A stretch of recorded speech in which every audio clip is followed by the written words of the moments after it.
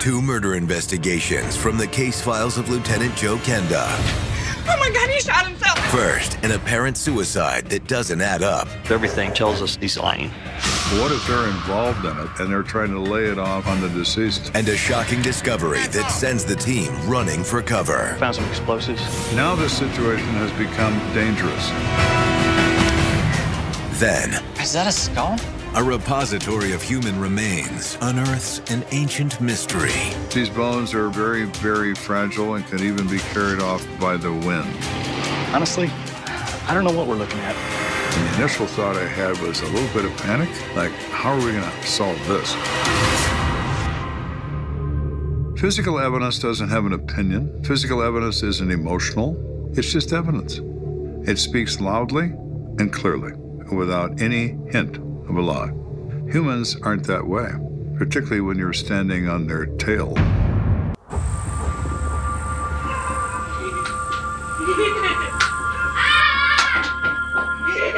It's been a long night for Rose Swally, a 32-year-old female who's babysitting her friend's children. Hey, okay, settle down. Look, if you put down the guns, I'll let you watch a movie, okay? All right. You guys pick out what you want to watch, and I'll go make some popcorn. Cool? She finally gets them calmed down enough. She goes to the kitchen. All right, I'm coming. Jeez. Oh my God, he shot himself. What? Who? Jeffrey, please, you gotta come help me. She opens the door, and it's a neighbor, somebody she knows. You two stay put, okay? Just watch the movie. I'll be right back. Come on. You have to commend her babysitting skills because they obeyed her. She goes inside. Oh my God. And just blood everywhere. Blood and brain parts everywhere. What happened? I don't know. Did you call 911? No. Okay, sweetie, listen to me. Where is your phone?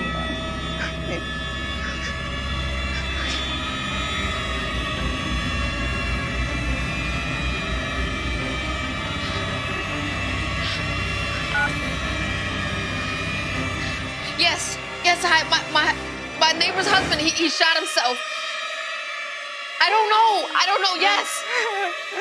Yes, please, just send someone, please. Across town, Lieutenant Kenda is attempting to make a dent in an ever-growing stack of paperwork. We have invoices from the evidence custodian requiring my signature for release of property. I had so many, I had a signature stamp, and I was looking at those and stamping my signature authorizing release.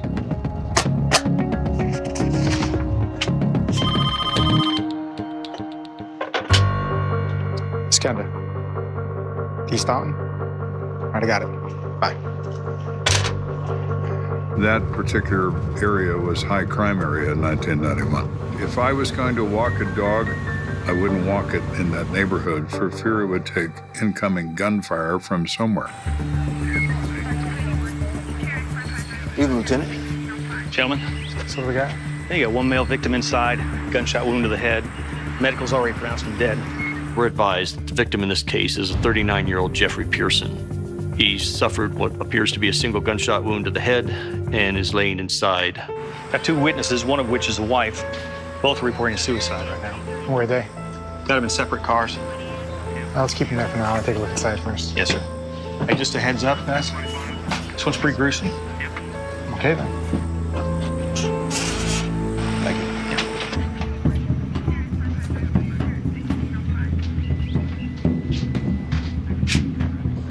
There's a Harley-Davidson motorcycle parked in the living room, and it has an oil leak. You don't normally find a Harley-Davidson parked in somebody's living room. Guys who ride Harleys tend to be really attached to them, and they like to keep them in the house like a pet. A few feet from the motorcycle, the detectives catch their first glimpse of the victim. Oh, yikes. You weren't kidding. The damage to the head of the victim, Mr. Pearson, is so dramatic that it's going to require taking him to autopsy before we can determine where the gunshot entered and where it left his head. It's a mess. There is an enormous number of alcohol containers, both empty and partially full, around this room. That's a 357. That partially explains his condition. 357 Magnum is a very powerful round designed to cause a lot of trauma inside the body. If it's in your mouth when the trigger is pulled, sometimes the crown of your skull attaches to a light fixture in the ceiling. Hey, let's get the body to the morgue right away. I want to get some autopsy results as soon as possible. Yes, sir. 31, advised coroner, we're going to transport. Hey, guys. That one went through the floor. That's interesting. As we further conduct our investigation, we do see what we believe to be a bullet fragment or bullet impact on the floor near the base of the wall. That's interesting. In a suicide, you don't see a lot of times where people, fire more than one round. Let's see if CSI can make heads or tails of the blood spatter. I want to know where this guy was when he got shot. Yes, sir.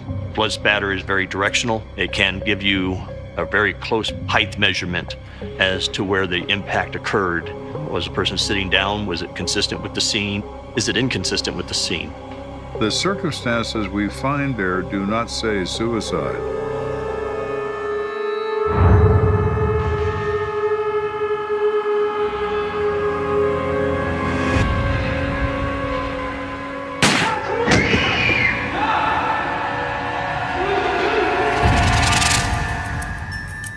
What if they're involved in it and they're trying to lay it off on the deceased?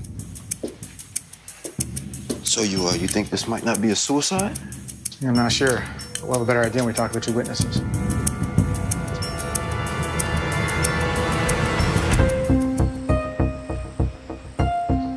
In the front yard, detectives speak with the victim's wife, Barbara Pearson.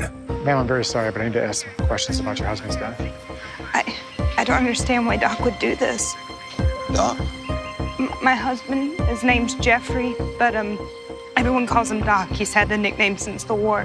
Barbara tells us that her husband was a Marine veteran, served in Vietnam, had suffered a very traumatic facial injury while in Vietnam, had a lot of reconstructive surgeries, and some mental pain, some PTSD.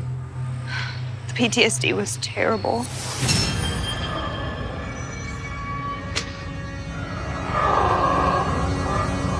His mind was a mess. When he got back, he put his body through hell, too.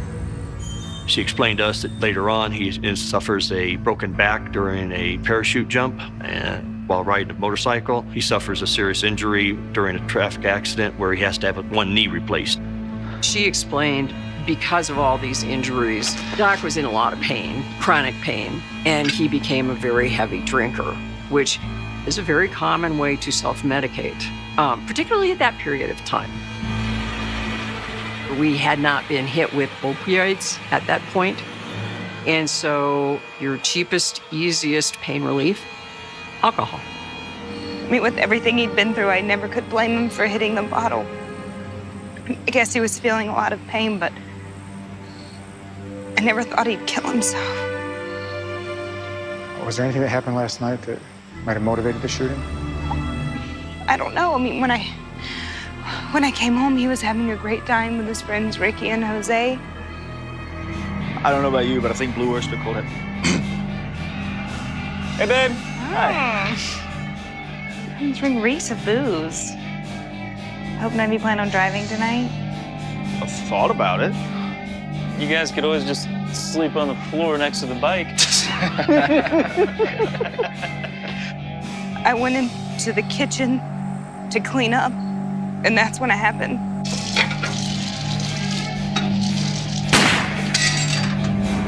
Doc, get out! Doc, what was that? She runs back into the living room. Doc is on the floor, head wound of massive nature, and the gun is a few inches from his hand. It's like a bad dream. Ma'am, you mentioned there were two men with your husband? It was our understanding from the officers that there was only one other person besides yourself when they arrived. No, there were two. Ricky Fulton and Jose Chavez. After the gunshot, when I came to see what happened, Ricky was heading out the door. Well, that's a little odd, isn't it? If this is a suicide, everyone should be in shock. One of them shouldn't be running out the front door. That causes an alarm to go off in my head. Normally, a uniformed officer will never interrupt an interview. Ma'am, do you think Lieutenant? But the look in his face told me it's time to interrupt. Hey, excuse me. We're getting everybody out of the house right now. Looks like we found some explosives. I think the whole place is wired. Now this situation has become dangerous. All right, let's go. The next step is to get everybody out of that crime scene before it literally blows up in our face. We are investigating the reported suicide of Jeffrey Pearson. However, officers have just discovered a booby trap, an improvised explosive device. And if there's one, there could be certainly more than one. That really shifts the whole situation from something that has happened to something that may happen. And the may in this situation is not ever good. Let's carefully evacuate the premises. We don't know what we might encounter. Is some policeman going to hit a tripwire and ignite this place? I don't know. He's a Marine. He's got PTSD. Who knows what he's done in here? So what's the IED look like? It's pretty damn crude. It's rigged up with a mousetrap of all things. The uniformed officer says there's a 12-gauge shotgun shell live attached to a mousetrap that's been altered to alter the mousetrap spring device. So when it's moved or brushed or even touched, the spring releases, strikes the cap on the shotgun shell, and who's ever in front of it dies. Oh, bomb squad's coming. They carry a kit that has mirrors in it and all kinds of pliers and various devices they use to examine explosives with.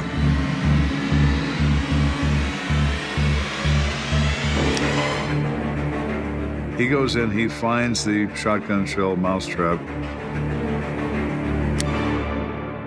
He disarms it. He finds a second one. He disarms that one. He finds about a half dozen of these devices. He is able to remove all of these devices, take the pressure off the spring, and render them safe. We're all clear. All the devices were near the windows and doors. Somewhat of a crude alarm system. Yeah, the victim's wife said he suffered from post-traumatic stress. That might explain his actions. If you have someone who suffers from PTSD, they are paranoid. They believe their enemies will seek them out and kill them. And Mr. Pearson obviously hasn't, or he wouldn't be booby-trapping his own home. While Jeffrey Pearson's apparent mental illness suggests he took his own life, Kenda's instincts tell him otherwise. All right, Bill, I appreciate your help. No problem. So do you want to continue to talk to the wife? Now, she's still a little upset, so I was going to send her to one of the neighbor's house until she can kind of recover. Yeah, I don't think we get much more from her right now. We need to talk to Jose, the other guy in the room. Can you bring him to the station? I want to swing by the morgue, see if they had a chance to look at the body. All right. I'll meet you at the station. The coroner's had the body for a few hours, and I'm hoping by looking at it, he can provide some insight as to whether Mr. Pearson died from suicide or murder. Hey, Doc, any updates? For starters, I was able to run the gunshot residue tests on his hands. Gunshot residue will pick up barium and antimony from the primer, and will determine whether somebody was holding a firearm. As part of the investigation, it's reported that he fired the weapon. We want to see if we can confirm that. Gunshot residue test came back positive. Okay, so he pulled the trigger on a gun. Yes, he did. Maybe he fired that shot into the floor, but he didn't put this one in his own head. Somebody put it there for him. Anything else? I recovered the jacket and the slug from inside the skull. The autopsy isn't finished yet, but that's where we stand for now. Every little bit helps. Thank you. Kenda's best hope for getting to the truth lies with one of the two eyewitnesses. We go to see Jose Chavez, and he is a nervous wreck. I didn't do anything. I swear.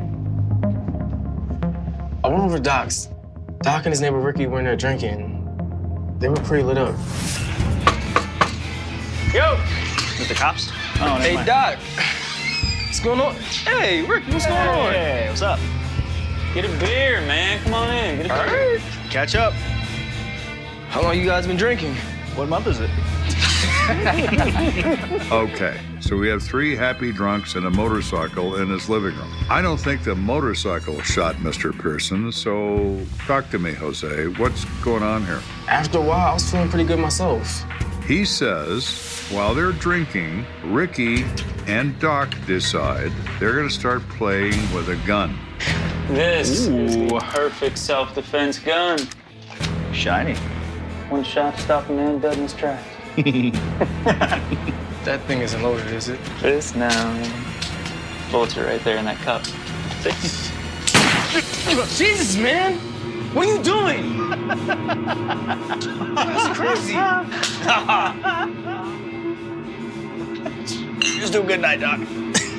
He thought he unloaded it, but he left one in it. He puts the gun down. After about a minute, Doc's wife Barbara came home.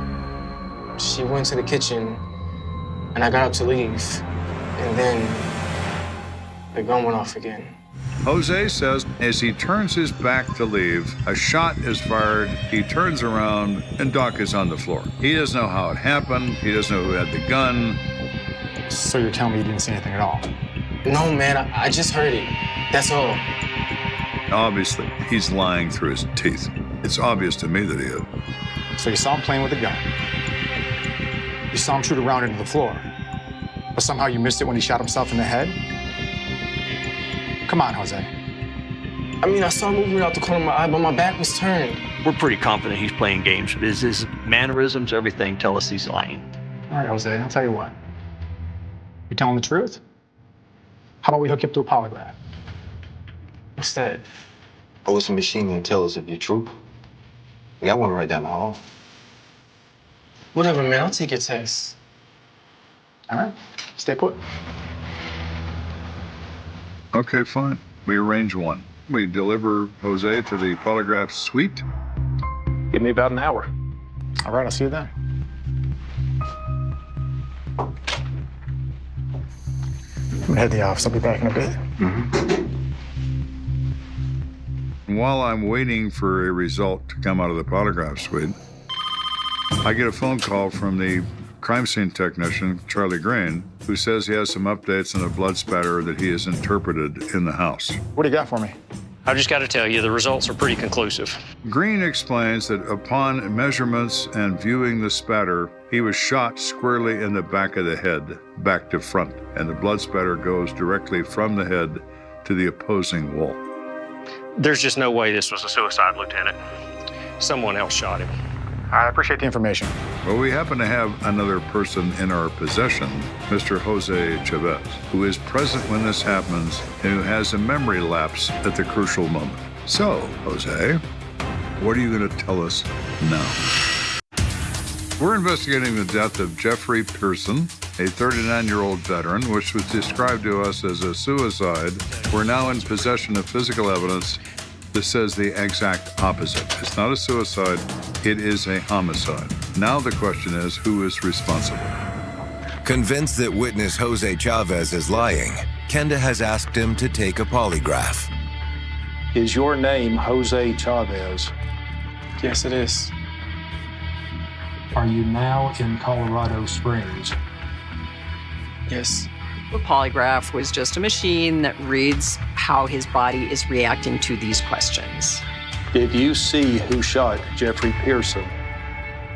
No, I did not. And so it's very hard to hide that. You should hide from it.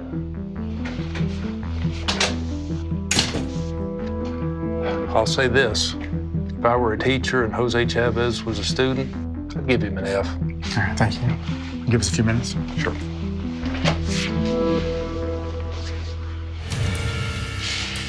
Mr. Chavez, we need to talk. Now we know you've been lying to us this entire time. Why don't you tell us what really happened? Don't waste my time, or I'll figure out a way to blame you for Pearson's death. What happened? Look, I ain't no snitch. I don't even want to be involved, okay? Look around. You're involved up to your neck in all this. I said, Earth to Jose, where are you right now? You're in a police station, talking to me. Do you think you're not involved in this? Because I think you are. Okay, fine. After Doc shot a bullet through the floor, they went right back to messing around with the gun. What do you mean messing around? They were playing Russian roulette. Russian roulette was originally played to exhibit bravery, that you are brave enough to play with a loaded firearm and take a chance on killing yourself. And then it became just a game. Alcohol is almost always involved. So, what, they took one bullet, put it in the chamber, spun it, and then pointed it to their heads? Not really. It wasn't like one guy holding it to his head, you know, and click and let's see if it dry fires or kills me. They were actually shooting at each other, which is almost incomprehensible. And then it happened. Ricky shot Doc. How do we know this was an accident? Was there any history of bad blood between Doc and Ricky that you're aware of? Jeez, I don't know. I don't know Ricky. I just know he's from the neighborhood. That's it. We now have reason to believe Ricky Fulton is responsible for Doc's death. What level of responsibility, we don't know yet. Whether it's murder or reckless negligent homicide, we have him as the shooter. So Jose explains where Ricky lives, and we go find Ricky.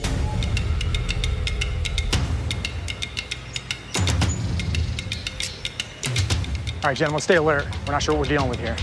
We're prepared for the worst. You always are when you make contact, particularly with a potential suspect in a shooting.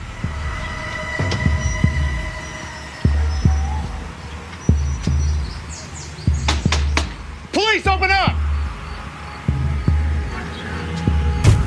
He's in there. Back off. Back off. We hear him. It sounds as if he's bracing the door with something. Is he another IED guy?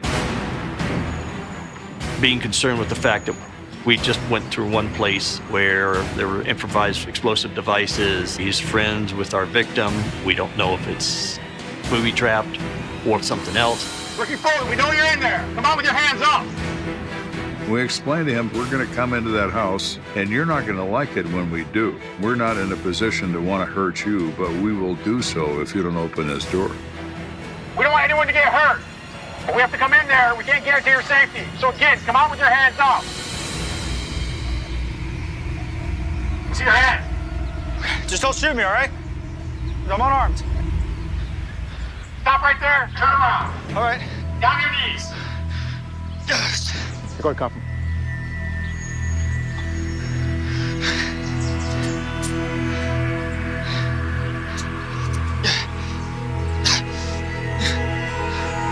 We're pleasantly surprised when he steps outside.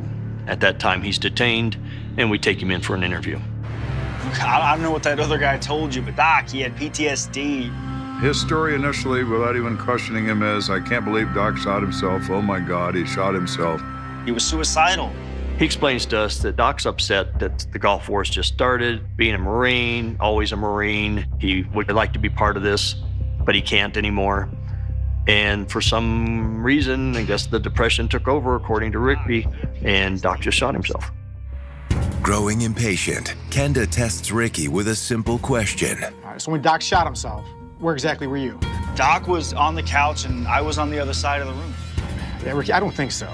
We know from the physical evidence, the blood spatter, the autopsy, and everything else, that Ricky was behind him with a gun to the back of his head when he pulled the trigger. Yeah, I'm getting tired of this. I know what happened. We confront him with the physical evidence and the witness, and on and on. Ricky finally decides his attempt at telling us otherwise isn't going to work. All right. I did it. I shot him, okay? But it was an accident, man. I mean, we were all just drinking and fooling around with the gun. Oh! Come on. Let me see. Never. Thank you. See? What's the matter with you? He explains that they were playing kind of a stupid game of Russian roulette with the firearm, and that they're dry firing this weapon. Do me.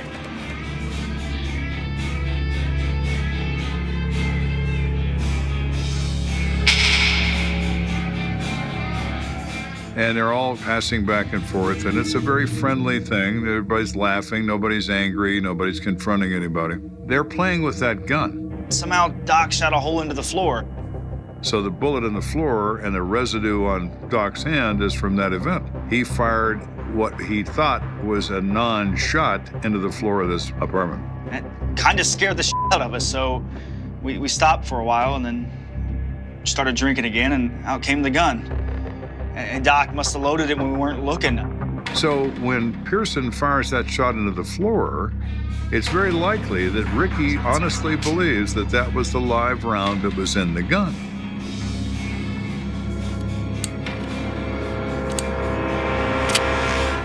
He either doesn't notice or doesn't remember that Pearson loaded another live round to continue the game. Fine, watch. Come on, Doc. What are you guys doing? You know what? I'm gonna head home. You guys be safe. So now it's his turn with the gun. He takes the gun, holds it up to Doc's head.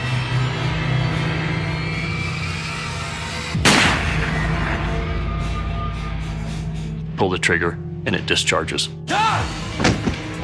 Doc? Ricky, what did you do?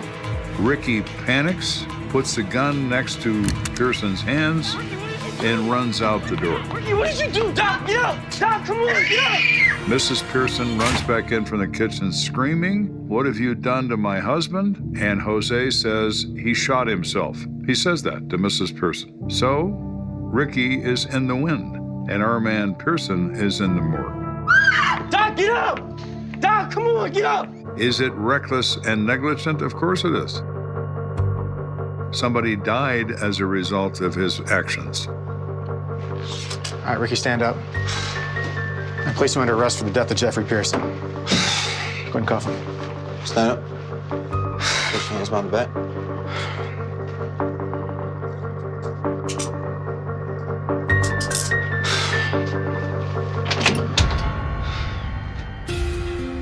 In May of 1991, Ricky Fulton is convicted of criminally negligent homicide. He received a sentence of 2 to 4 years in the Colorado State Penitentiary for causing the death of Jeffrey Pearson. It's just a sad story because you get the feeling that Doc was really a nice person. And it always really tears at me a little bit when you've got somebody who has been through a war situation and survived it, and then they die for some weird, dopey reason. Now, you got to remember, when Ricky's doing this, Ricky's drunk. He is really drunk. So is there intent to kill? In my opinion, no, there isn't. It's a crime committed out of stupidity, not criminal intent. Coming up, the discovery of human remains catapults Kenda into one of the most unusual cases of his career. Could this be a crime that's never been discovered? Could it be old? Yes. What is going on here? How can we identify this person if possible? What can we do? We can't ignore this.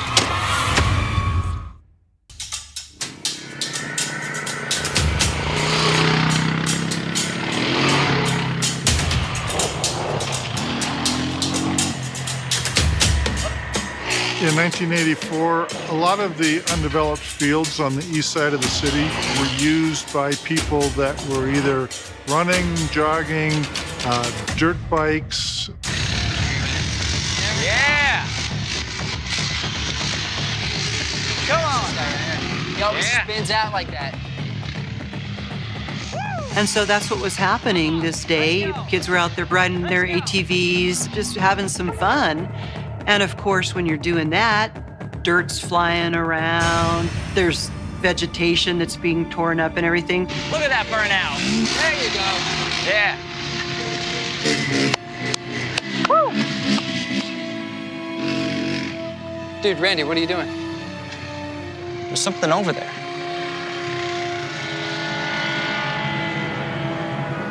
There were a couple of people who saw something distinctive and different, and we went to explore a little closer. Oh my God. Is that a skull? Man. Hey, do you think it's human? Dude, shut up. This could be somebody's, like, relative. We gotta get the police here now. Come on. Yeah. Come on. Come on.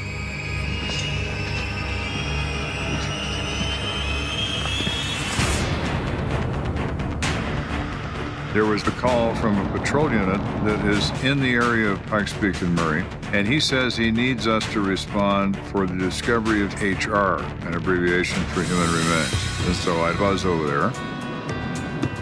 The area where the bones were found already has Kenda thinking foul play. Anytime you have terrain in close proximity to a city where there are no artificial lights, no street lights, it makes it more worrisome to us that it's connected to a criminal act. Things happen, as it's often said, under the cover of darkness. Detective Skip Arms is already on scene. Hey, Skip. So what do we got? A couple kids out here on ATVs found the bones. There's a skull and some fragments, but they're pretty smashed up. Honestly, I don't know what we're looking at. Undeveloped lot way out here. Definitely a perfect place to dump a body. Yeah, you got that right. Let's take a look. When you find human remains, it's a concern on a number of levels because you know that somebody wasn't placed there last night or last week, but that it was some time ago. That window of time could be huge, and we don't know if the person died there or was dumped there or something else. So a lot of questions. There's no skin or tissue of any kind. Oh. I guess it's been out here for at least a couple of years, maybe longer. Yeah. I have some training in the putrefaction or decomposition of human remains, but it's so widely affected by the environment that we don't know what we're dealing with. It's just too difficult to say what we got. We're gonna need some help. I already reached out to the coroner's office. They'll be here in an hour or two. So we summon the El Paso County Coroner's Office. Okay, in the meantime, let's go through the missing persons database to see if we can make a connection. Sounds good. We'll be back in a couple hours. Okay.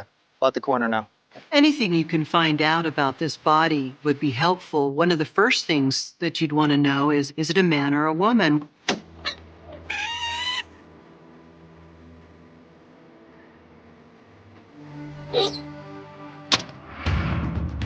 Back at headquarters, Kenda and Arms are faced with a daunting task.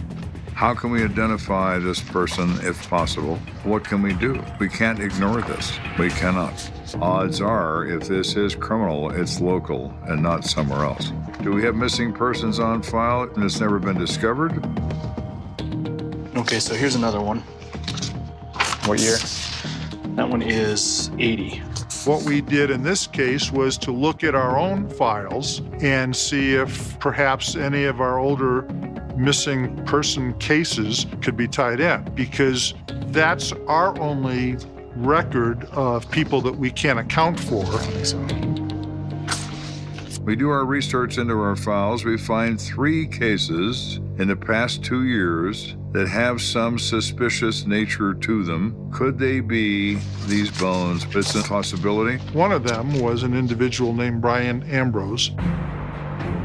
Brian Ambrose was last seen kind of coming out of a seedy motel on Pikes Peak Avenue. And he was never seen again, so there's a possibility that maybe he was the one who was found in the field. Amadeo Vigil was another one that could possibly be this victim, because he was last seen hitchhiking along Interstate 25. When you're a hitchhiker, obviously, you're putting yourself in danger. Who knows who could pick you up and, want to do harm to you. Another case that we looked at was Linda Barker. She was in her early 20s, and she had last been seen driving her vehicle.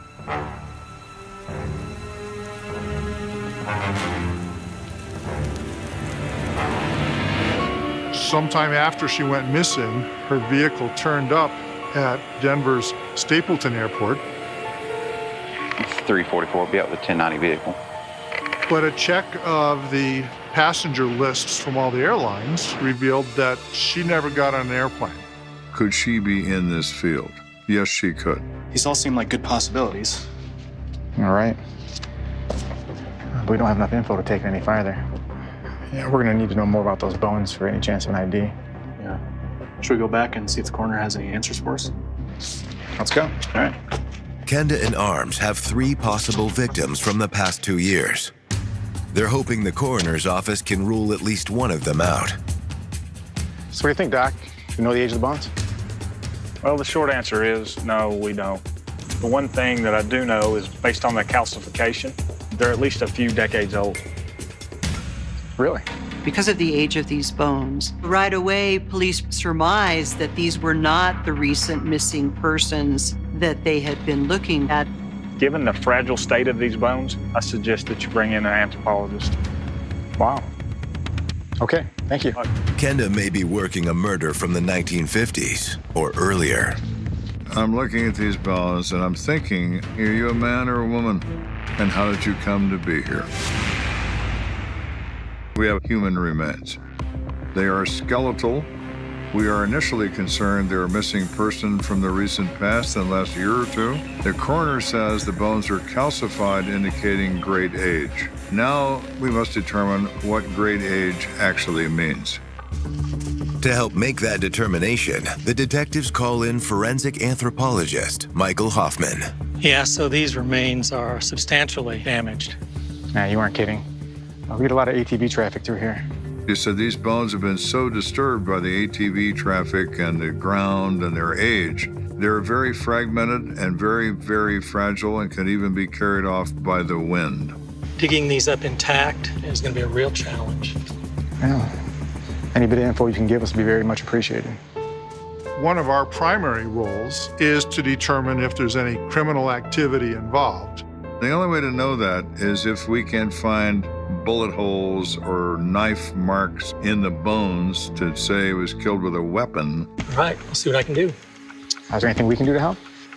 Well, I just need to keep this area clear from human traffic of any sort. There may be additional remains in the surrounding area. All right, will do. Let's make sure we block off all the roads around here. Don't let anybody in here. Yes, sir. Over the next few days, Dr. Hoffman and his team excavate the site. It's very uncommon to have an archaeological dig in Colorado Springs in a field near town. All right, careful now.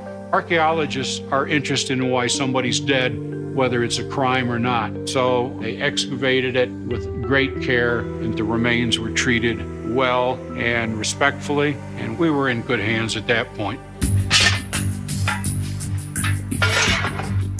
The excavation is a success. All right, see you guys at the lab. Hoffman transports the remains to Colorado College for further analysis. I had given Dr. Hoffman a few days, but I was very interested in those results, so I swung by to see what he had learned. Hey, Doc. Hey, how you doing? Good, how you doing? Good to see you. So, did you find out anything? Well, I have good news and I have bad news. Okay, let's get the bad news out of the way first. Well, the bad news is I can't definitively determine how this person died. He said that the odds of us discovering the method and manner of death are relatively non-existent. Is there a possibility someone responsible for this death is alive? Well, we're going to know that if we can determine the age of the bones. Okay, so what's the good news? You don't have a killer on the loose. What do you mean? Well, anyone associated with these bones has been dead a long time. How do you know that for sure? This skeleton has been in the ground well over 100 years. Hoffman decides that at a minimum, they've been in this ground for 137 years. So it's no longer a criminal matter, it's a matter of curiosity, it's a matter of preservation, but it's not criminal. So there's absolutely no way to find out what happened to this person? Well, there is, but it would destroy the bones in the process. Yeah, I don't think there's any need for that. I have no desire to destroy human remains for the sake of idle curiosity. Truthfully, I don't think this person was killed. There's no way to know for sure, but I think this person was buried. Really? We didn't find any gravestones or markers of any kind. That's because I think this is a Native American burial. No kidding. Given the lack of white men in the area in that time frame of 1830 to 1845, the common sense likelihood is it is American Indian. That was a matter of interest to me from a historical perspective, but not from a police perspective. There are two federally recognized reservations in the state of Colorado, the Mountain Utes and the Southern Utes. A Ute is an Indian tribe, and they were commonly living in this area during the time frame in question. Any idea whether this person was a male or female? Yes, based on the measurements, it is an adult female.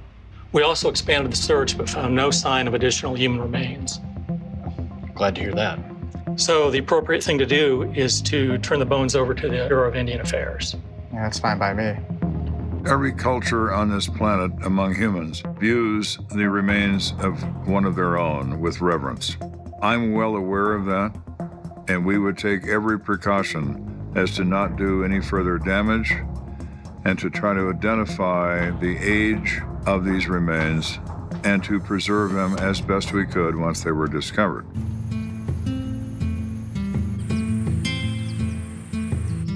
While the woman's identity and cause of death remain a mystery, her remains are placed in good hands. At the time, such remains were handled by the Colorado Commission of Indian Affairs. Today, because of cases like this, they are taken care of by the tribes themselves. Our ancestors should be reburied and with no markers like they were buried before. In the same proximate area, but if not, then somewhere that we know where they're at. And it begins with a photograph, the kind of old Polaroid that feels like a remnant torn from someone else's memory. Its colors have faded into a dusty palette of sun-washed yellows and the faint blue shadows of a Texas dusk. The corners curl upward, as though the picture itself is trying to pull away from the past it contains. In the center, caught mid-laugh by a breeze that lifted her hair like a wave frozen in time, is a 17-year-old girl named Emily Carter. A denim jacket hangs loose on her shoulders. Her eyes, bright, unguarded, alive, fix on the camera as if she's asking a question to whoever will look at this image decades later. A question no one can answer anymore. The photo is taken in front of a rust-flecked pickup, the kind that rattles when you turn the ignition and leaves a thin breath of exhaust trailing behind it like a ghost reluctant to let go. A hand-painted sign stands crooked behind her. Welcome to Mason Creek. The letters are chipped, the wood warped, a cheerful lie masking the malaise of a small Texas town that has always been better at burying its secrets than speaking them aloud. Emily is the kind of girl a place like Mason Creek remembers, the kind of name that fills church bulletins, school hallways, whispered conversations. Head of the yearbook committee, straight-A student, waitress at the town's only diner, where she refilled coffee cups with a smile that made even the grouchiest locals soften. The kind of kid who becomes a symbol when something terrible happens. The kind of kid whose disappearance doesn't just scar a family, it rearranges an entire community's understanding of safety. It's June 14th, 1985, a Friday night that hums with heat. The air is thick, sticky, perfumed by creosote from the old railroad tie yard and the distant smell of barbecues that have long since gone cold. Cicadas roar from the trees like 1,000 tiny engines revving at once. Sprinklers click across dying lawns. Kids tear down County Road 7 in pickup beds with their legs dangling over the edge, music blasting from tinny speakers that distort every note. Tonight, there's a bonfire at the edge of town, a graduation celebration held on a dusty patch of private land where no adult bothers to check in unless the flames get too high or the noise too loud. Someone dragged out a beer keg. Someone else brought a boombox. Teenagers dance in the shifting orange glow, their shadows twisting along the ground like restless spirits. Witnesses later say Emily spent most of the night smiling, laughing, hugging friends she'd known since kindergarten, making plans for a future she would never see. But those same witnesses, when pressed, also admit that something about her seemed tense, distracted. She checked her watch too often. She kept glancing toward the tree line. She stepped away to take a phone call, and when she came back, the light in her eyes had dimmed just a little, like a candle fending off the wind. At 10:42 p.m. she makes her final decision of the night. She leaves. She tells one friend she's tired, tells another she promised her mom she'd be home early. No one questions her. She waves as she crosses the loose gravel toward her old green Chevy. Someone swears they saw her arguing with a figure near the trucks, a silhouette more than a person, voices raised for half a second before the music swallowed them. Another insists they saw nothing. Memories warp fast at parties like that, where the heat and beer and adrenaline turn details into fog. Emily climbs into the truck. The headlights flare weakly to life.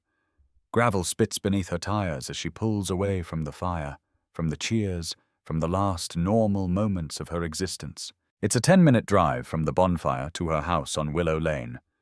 10 minutes through flat Texas land that stretches wide enough to swallow whole towns. 10 minutes past mesquite trees that stand like gaunt sentries along the roadside. 10 minutes along a familiar path she'd driven hundreds of times before. 10 minutes that evaporate into nothing, because Emily never makes it home. By midnight, her mother, Diane, stands at the kitchen window, staring into the dark. The porch light casts a pale circle across the driveway, an empty spotlight waiting for a truck that will not return. She checks the clock, checks it again. The minute hand seems to move slower with every pass, dragging her nerves with it. At 1:15 a.m. She picks up the phone. The sheriff's office logs the call. 17-year-old female, overdue, possible missing person.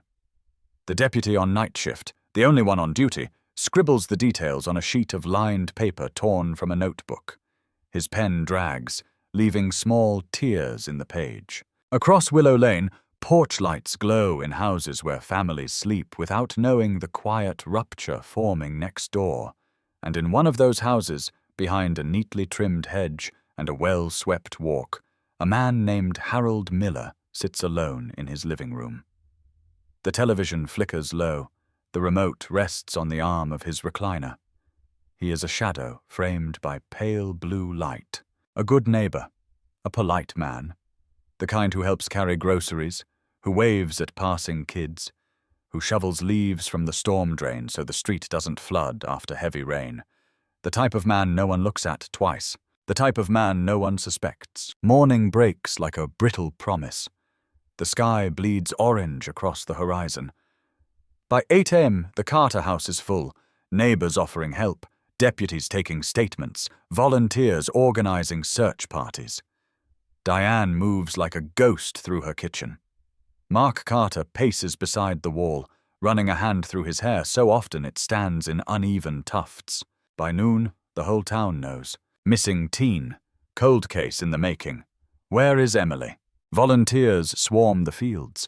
People comb the creek beds. Pickup trucks crawl along back roads in a slow procession. Deputies mark maps with red circles, trying to build a pattern out of chaos.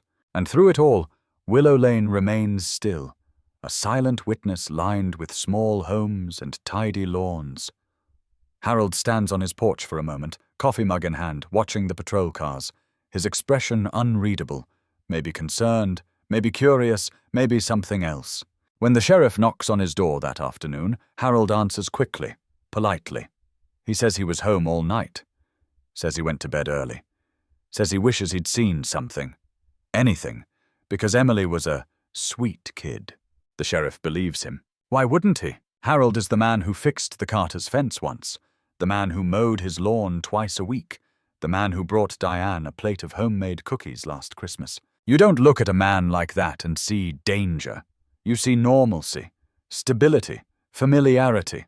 Perhaps that's why the sheriff only stays 5 minutes, jotting down Harold's brief answers before moving on to other houses, other possible leads. He has no reason, yet, to question the quiet grandfather next door. But if he had lingered, just a moment more, if he had asked a different question, if he had noticed the faint smudge on Harold's sleeve, or the unease hidden behind his polite smile, maybe the story would have ended differently. By sundown, the search grows frantic. Deputies retrace the road from the bonfire to Willow Lane, crawling along the shoulder with flashlights stabbing through the brush. They find nothing. No truck, no tracks, no signs of struggle. Emily didn't vanish in a dramatic storm of chaos. She simply slipped out of sight, as though the road had swallowed her whole. A cold case always begins with that moment, the breach between what is known and what is unknowable. The instant a human being dissolves into absence, the space where answers should be. Night settles over Mason Creek like a heavy blanket. The town sleeps lightly, restlessly. Dogs bark at empty yards. Curtains twitch, the moon hangs low, a pale coin overhead. In the Carter home, Diane lies awake, listening to the whir of the ceiling fan, waiting for a door that will never open. And somewhere in that same dark town, under that same moon, a man sits alone, hands folded, eyes unfocused, as though listening to something only he can hear. The quiet grandfather next door, the man no one suspects, the man whose front porch shares a property line with a missing girl's unanswered fate. Emily's photograph remains pinned to the bulletin board in the sheriff's office. Her smile bright, her eyes alive. Her last captured moment asking a question that echoes through the years. A question that will turn into a headline almost 4 decades later. Texas 85 cold case solved. Quiet grandfather next door charged with murder. But for now, in 1985, the story is only beginning. Shrouded in heat, silence, and the kind of darkness that grows roots when no one is watching. Morning doesn't rise over Mason Creek so much as it presses down on it, heavy and bright, exposing everything the night tried to hide. The sun climbs over fields that look the same as they did yesterday, but nothing feels the same. Somewhere between the bonfire's dying embers and this bleached-out dawn, a 17-year-old girl slipped off the map, and now the town wakes up to the knowledge that one of its own has gone missing on roads they all drive every day without thinking. By 8 a.m., the Carter kitchen looks like some improvised command center ripped from a low-budget crime show. Coffee rings stain the table. A road map of the county lies open, held down by a salt shaker and a ceramic sugar jar shaped like a rooster. Sheriff Tom Grady leans over it, pencil in hand, drawing shaky circles and lines to mark the routes out of town, the back roads, the creek crossings. He's sunburnt, underslept, and already on his 3rd cup of bad coffee. Diane sits at the edge of a chair, her knuckles white around a damp dish towel. She stares at the sheriff as if he's a surgeon, and her daughter is in the operating room. Mark can't sit at all. He paces from window to window, pulling the curtain back every few seconds like he's trying to will the familiar shape of the green Chevy into the driveway. Word moves fast in a town this small, faster than patrol cars, faster than reason. By mid-morning, it's on the lips of every clerk, every mechanic, every teacher on summer break. Emily's missing. The kids who danced with her around the bonfire only hours earlier now cluster in small, huddled knots, replaying the night in frantic fragments. Did she say she was meeting someone? Did she seem scared? Did she argue with someone by the trucks? Or is that detail something their minds added later to give the story structure? Memory is already starting to stretch and twist, reshaping itself under the heat of fear. At the high school gym, a volunteer search party forms. The smell of floor polish and old sweat mixes with fresh anxiety. Coaches' whistles have been replaced by the bark of orders from deputies, organizing everyone into search grids. Clipboards are handed out. Names are written down. People who were strangers yesterday stand shoulder to shoulder, united by the same grim purpose. On a folding table near the door, copies of Emily's school photo lie in a messy stack, her face replicated in grainy grayscale, her smile losing clarity with each generation of the copier's tired drum. Outside, trucks and sedans line up like a convoy preparing for war. Sheriff's units take the lead, volunteers following in a chain of dust. They fan out across fields along fence lines, through dried creek beds where snakes hide under flat rocks. They call her name again and again, as if she might just step out from behind a tree, apologizing for the scare. As if she might say, "I'm here. I got lost. I'm okay. I'm sorry." She doesn't answer. On Willow Lane, the world keeps rotating on a slightly skewed axis. Neighbors stand on their porches, arms folded, eyes fixed on the Carter house. Some bring over casseroles and muffins, because that's what people do when they don't know what else to do. Some simply watch, hovering at the edge of the driveway as deputies come and go. And then there's the house next door, the one with the perfectly trimmed yard, the white shutters, the wind chime that tinkles gently in the thick air. Harold Miller steps outside, mug of coffee in hand, as the sheriff's cruiser pulls up again. He squints into the sun like any man his age might, raising a hand in a small wave toward Mark, who doesn't wave back, because his eyes are glued to the empty road instead. When Sheriff Grady walks up the Miller path, his notebook open, Harold is already holding the door, already ready to help. He nods sympathetically, brows knit in concern, insisting he wishes he'd seen something that could make a difference. He talks about that sweet Carter girl in the past tense without even realizing it. The interview is over almost before it begins. He heard nothing, saw nothing, went to bed early. The TV was on, he thinks, but he can't remember what he was watching. Maybe the news, maybe a game show. The sheriff looks past him into the neat house and sees nothing out of place. No mess, no clutter, nothing that screams danger. "If you remember anything," Grady says, tucking his pencil behind his ear. "Even if it seems small, you call us, all right?" Harold nods solemnly, promises he will, and closes the door gently after them. Afternoon slides into evening. The sun dips low, turning the sky into a smear of deep orange and purple. The search teams come back in waves, dust-covered, exhausted, frustrated. They found beer cans, a discarded jacket that doesn't belong to Emily, an old tire half buried in a dry ditch. No truck, no girl, no clear sign of struggle to point them toward a crime scene instead of a gaping unknown. In someone's living room, a TV newscaster repeats the phrase, "No foul play is suspected at this time." But it sounds hollow, like a line being read without conviction. On the second day, a helicopter is brought in from the nearest city, its rotors chopping the humid air as it skims low over fields and roads. From above, Mason Creek looks simple, grids of streets, clusters of houses, lines of fence and tree and water. It looks like an easy place to find someone. It isn't. The green Chevy remains invisible, swallowed by some bend or ditch or patch of overgrowth that eyes on the ground and cameras in the sky somehow keep missing. It's on the third day that everything shifts. A fisherman calls it in. He's at a sluggish bend in a creek several miles out, where the water gathers in a wider pool before squeezing back under a narrow bridge. He's out there for catfish, not miracles, but what he hooks isn't alive. It's an edge of twisted metal, something solid where there shouldn't be anything but soft mud and shifting silt.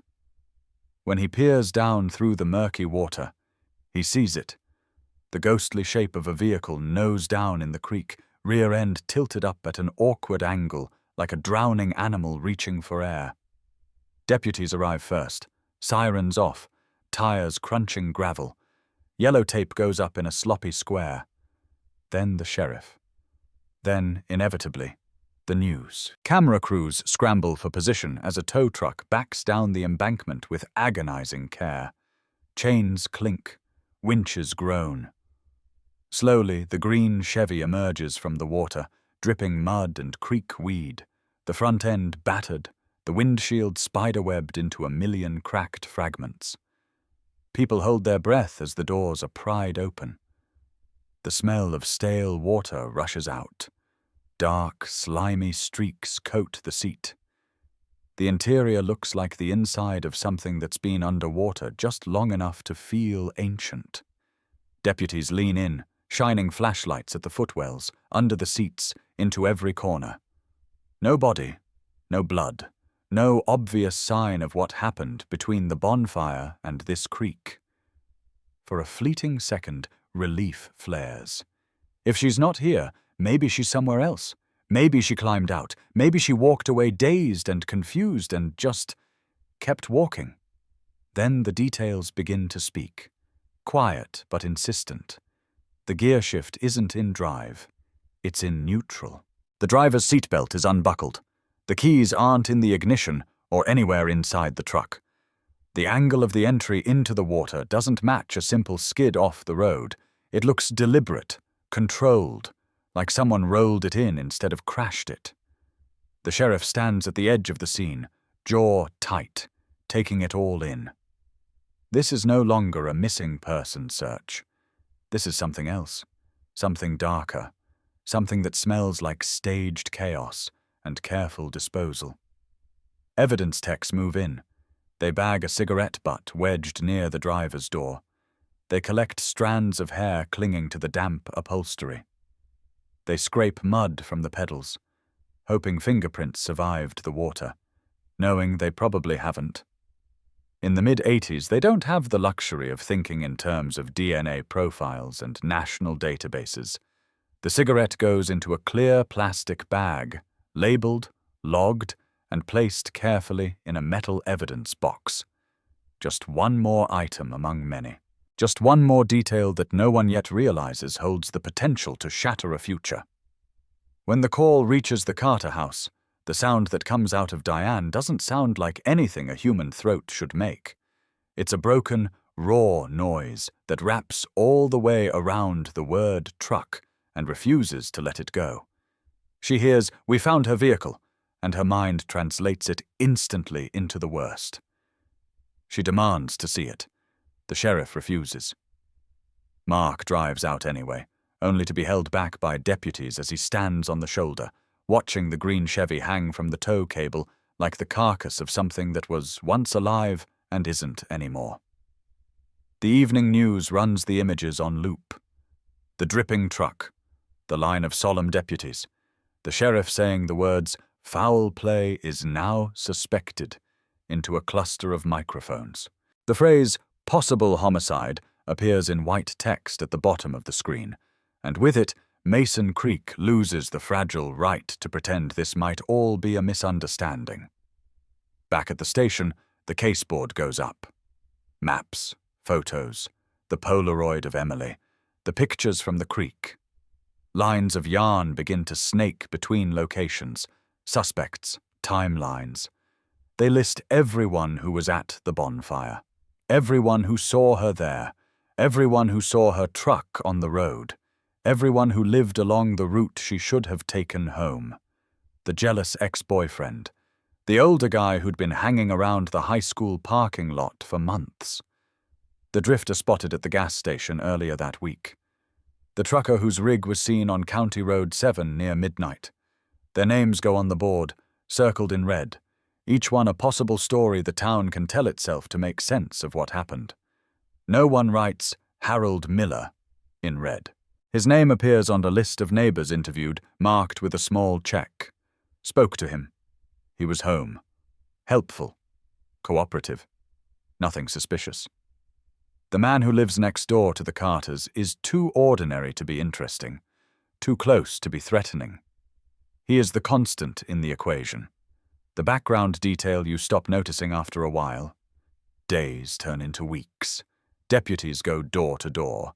They re-interview the kids who were at the bonfire, poking holes in shaky alibis built on bad beer and loud music. They track down the drifter, only to release him when his fingerprints don't match anything at the scene.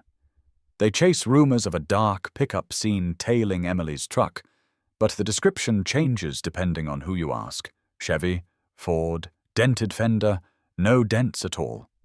Memory proves once again to be a tidal thing, receding and advancing with no regard for truth. The creek keeps flowing, as indifferent to human tragedy as it is to discarded trash. The tow marks on the bank fade.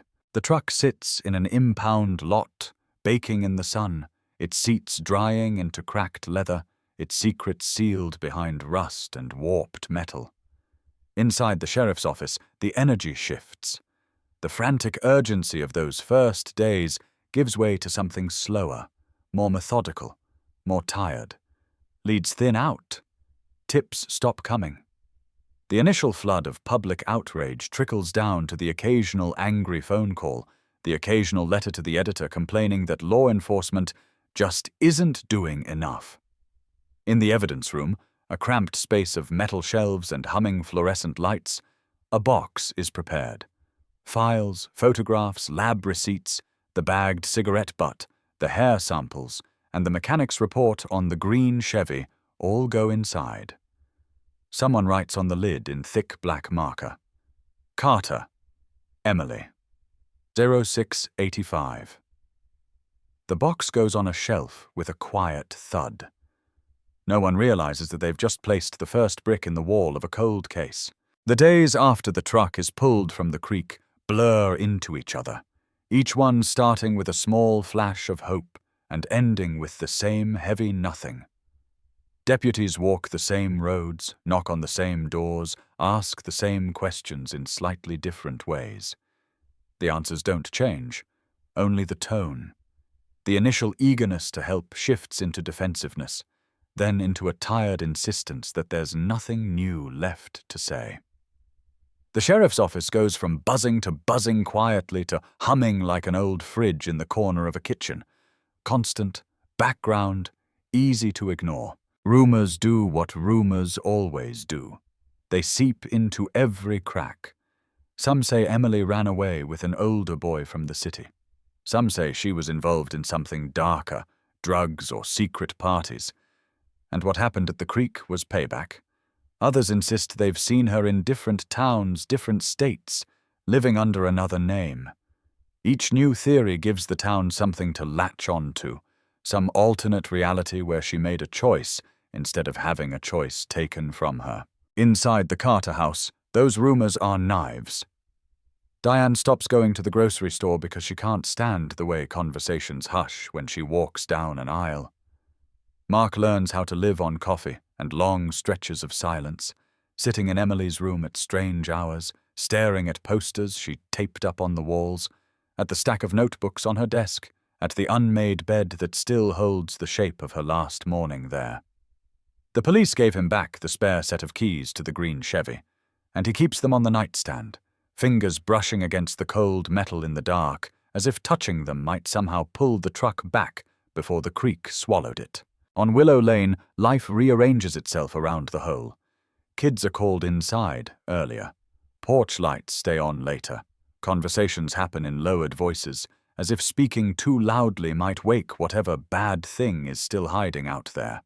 And through it all, the quiet man next door moves through his routines like he always has. Harold mows his lawn in straight, careful lines. He puts out the trash on the right day.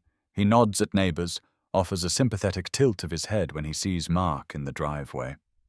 Once, not long after the truck was found, he walks over with a covered dish. Casserole, still warm. Diane meets him at the door, eyes red, shoulders hunched. He tells her how sorry he is, how he hopes they find something soon, how Emily was always so polite, such a bright presence, the kind of platitudes that sound right and feel wrong. Some nights he sits on his back porch with the lights off, listening to the sounds of the neighborhood, the hush of air conditioners, the distant bark of a dog, the occasional passing car. He can hear the faint echo of voices from the Carter yard when relatives visit, when grief spills out into the open air because there's no room for it inside. He hears Diane cry. He hears Mark shout at no one, at everyone, at the sky. He hears the way the name Emily catches in their throats. The investigation spreads in widening, then thinning circles. The jealous ex-boyfriend is brought in and grilled for hours. He swears he went home from the bonfire alone and passed out. His mother backs him up. The drifter seen near the gas station is tracked down 2 counties away. He has scratches on his arms, but they're old and healing. No one can place him near the creek. His fingerprints don't match smudges on the wet, warped steering wheel. He becomes just another face in the parade of almosts. The trucker with the dark rig is found through log books and way station stamps. He remembers the night, remembers a green pickup somewhere ahead of him on the road for a while, then gone. He didn't see it go off the embankment. He didn't see anyone flag it down. He remembers headlights, tail lights, and then nothing but the long, empty ribbon of highway in his rearview mirror. At the diner, the other waitresses tell deputies about the creepy regulars, the men who stared too long or tipped too little or tried to touch a forearm when they laughed.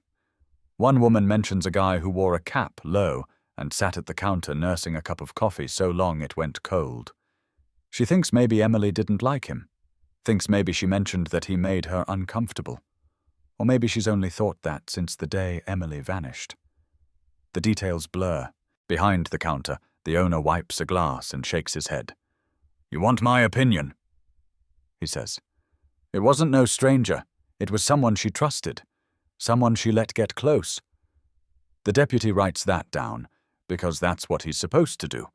But there's nothing concrete there.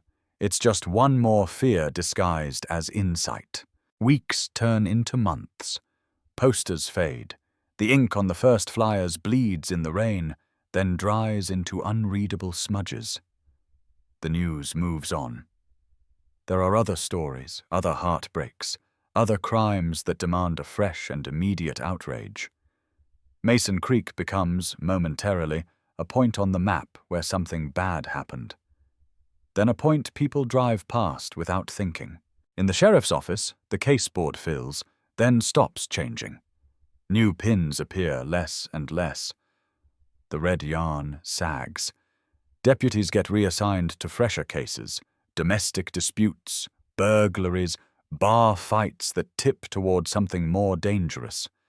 Sheriff Grady still glances at Emily's photo every time he passes the board, but he doesn't stand in front of it as long as he used to. The unanswered questions are all still there. They've just started to feel like part of the furniture. At home, the Carters fight in short bursts and long silences, grief corroding the edges of their marriage. Some nights, Diane stares at the door, convinced she'll hear a knock, convinced that some officer will be standing there with news that explains everything. Some nights, she wishes for the word body, hates herself for it, then hates the universe for making that word the only kind of closure she can imagine. Harold watches from one house over. On certain days, he offers small, practical help, bringing in their trash bins, handing over a misdelivered package, trimming the hedge line so it doesn't look so wild. Each gesture is small enough to seem harmless, big enough to keep his image firmly in the role he's occupied from the beginning. The helpful neighbor. Years start to stack up. Hairstyles change. Music changes. Cars parked along Willow Lane go from square-edged to rounded, from tape decks to CD players. Kids grow up and move away. New families move in, learning the story of the girl from hushed conversations and old newspaper clippings. "That's the house where the missing girl lived," someone whispers to a new neighbor, nodding toward the Carter place. "And that one there? That's where the man next door lived when it happened." No one says it with suspicion. Not yet. It's just a detail. A marker on the mental map of the street. Inside the evidence room, the box labeled Carter, Emily, 0685, gathers dust. The tape on the corners yellows. Spiders spin webs between the metal shelf posts. The fluorescent light flickers whenever someone flips the switch, buzzing like a trapped insect. The cigarette butt sits in its plastic bag, weightless and overlooked. A tiny piece of someone's body sealed in with it, waiting in a language no one's learned to read fully yet. The term cold case starts to filter into conversation. At first, it comes from television shows, from big city news segments about crimes long unsolved. Then it makes its way into local reporting. On the 10-year anniversary of Emily's disappearance, a journalist from a nearby station drives out, stands by the creek, and delivers a segment that uses the phrase "chilling cold case" that still haunts this quiet Texas town. The camera pans slowly across the water, then up to the old bridge, then down Willow Lane, where an older Harold pauses in his yard, hose in hand, pretending not to notice the lens lingering on him for a second too long before moving on. He's aged into the role of elder statesman of the neighborhood.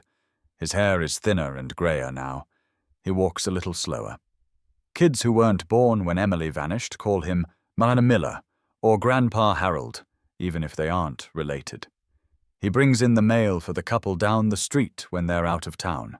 He helps a single mother jump-start her car one icy morning.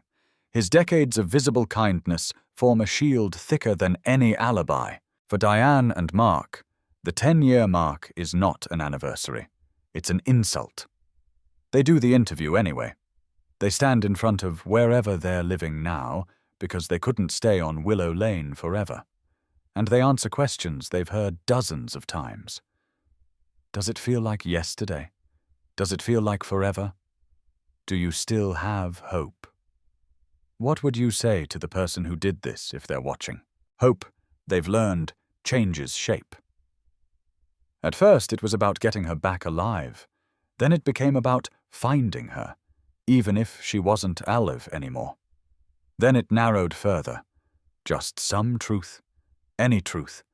Something they can plant in the ground with her name on it, even if there's no body underneath. The interview airs between commercials for soda and cars and sitcom reruns. Somewhere, a stranger sees Emily's face and feels a small, fleeting sadness before flipping the channel. Somewhere else, a man sitting in a worn armchair watches that same face and sees not a stranger but a locked door rattling in its frame. Harold changes the channel too, but his hand lingers on the remote. On the table beside him is an old shoebox, taped shut.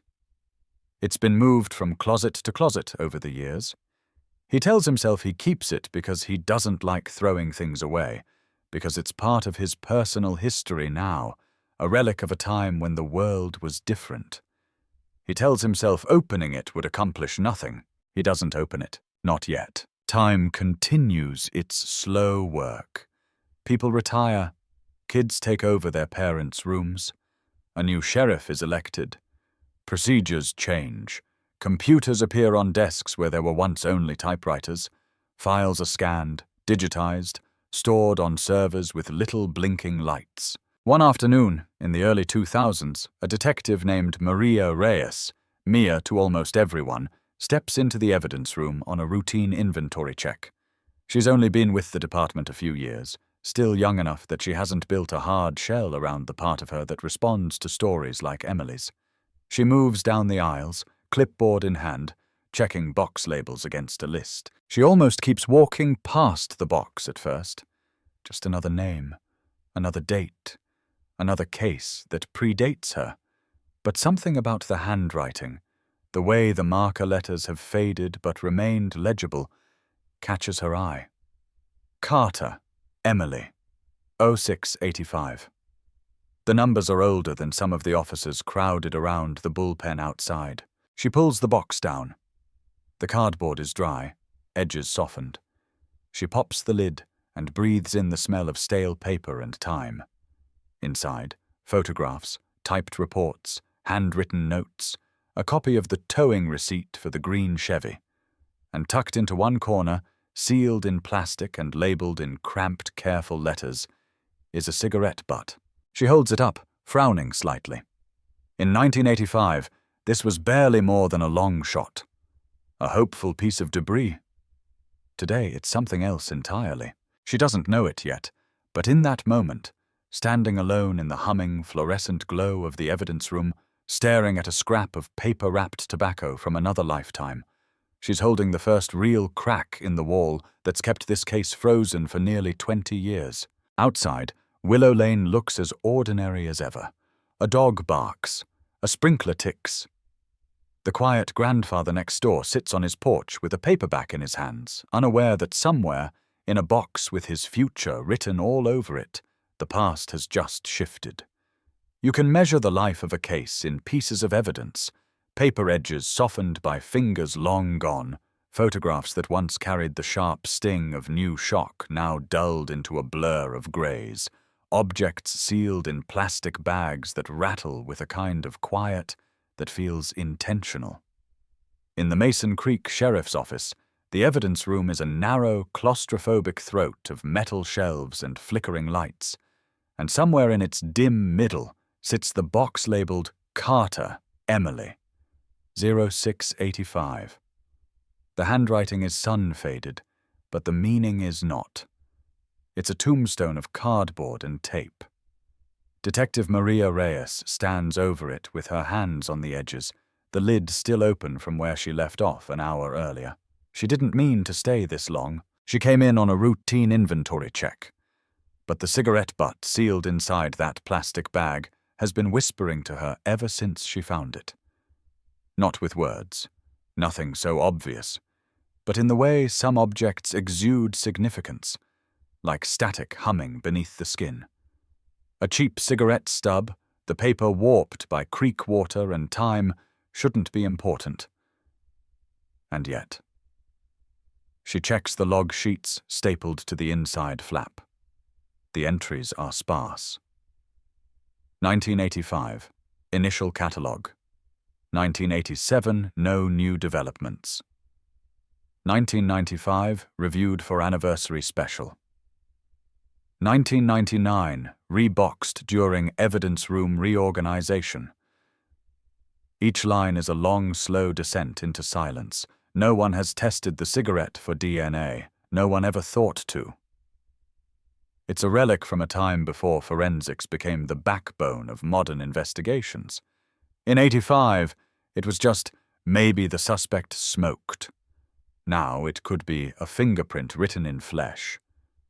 She slides the bag toward her, watching the tiny flecks of tobacco shift like dust motes in a sunbeam. The idea is simple. Send it. Test it. See what the past has to say under a more powerful microscope. But the ripple it might cause, the way it could reach into the present and rearrange the bones of the story everyone thinks they know, that part is impossible to predict. She closes the lid over the box slowly, as though she's laying a body to rest. Then she tucks it under her arm and walks straight to Sheriff Grady's office. He's older than the photos in the file, grayer, slower, carrying the years of unsolved cases in the slump of his shoulders. His desk is stacked with reports, and his glasses sit crooked on the bridge of his nose as he pores over budget numbers. When he sees the box, he leans back, sighs through his mustache, and rubs a hand over his face. "I haven't seen that thing in a long time," he murmurs. "It needs to go to the lab," Mia says, placing it on the desk. He looks at her like he wants to argue. "Evidence that old? You know how swamped they are. I sent a homicide kit in last month and they told me 9 months minimum." "This one matters," she replies. "It mattered then, and it matters now. DNA can give us something we didn't have in 85. He picks up the bag containing the cigarette butt, holds it between 2 fingers, squints at the faded label. For a moment, something crosses his face. Regret, maybe, or shame at how easily this little scrap of potential was boxed away. He exhales and nods. "All right, send it. And the hair samples, too. Everything that could possibly hold DNA." She's already filling out the request form. The moment she walks out of his office, the clock starts ticking on a fuse lit decades late. Days pass. Then weeks. The evidence travels, gets processed, gets logged into a lab queue longer than a highway. Mia doesn't wait idly. She pulls the old case file apart line by line, extracting every detail, every inconsistency, every loose thread. She reads the original witness interviews until she can recite them from memory. She drives the road from the bonfire to Willow Lane at night, windows down, listening to the way the wind shifts through the mesquite trees. She parks near the creek where the truck was found, standing on the embankment with her hands in her pockets, imagining headlights slicing through the dark before plunging into water. She revisits everyone still alive who was interviewed back then. The football player, the one who claimed he saw Emily arguing with someone near the trucks, now works at a mechanic shop behind the feed store. His hair is thinner, his beer belly larger, his memory fuzzier. He leans against a workbench, wiping grease from his hands as he tells her the same story again, except this time he's less sure. "It was dark," he says. "Music was blasting. Could have been her. Could have been someone else. Could have been nothing." The waitress who mentioned the creepy guy at the diner sits across from Mia in a small booth at a coffee shop. She's a grandmother now, her voice soft and raspy. "I remember a man watching her," she says. "He wasn't loud. He wasn't rude. Just present. Too present." "Do you remember what he looked like?" She shrugs helplessly. "Average. Dark hair, maybe a cap. Back then, half the men in town looked the same. But then there was that other detail, one she had not shared in the 80s because no one asked the right question.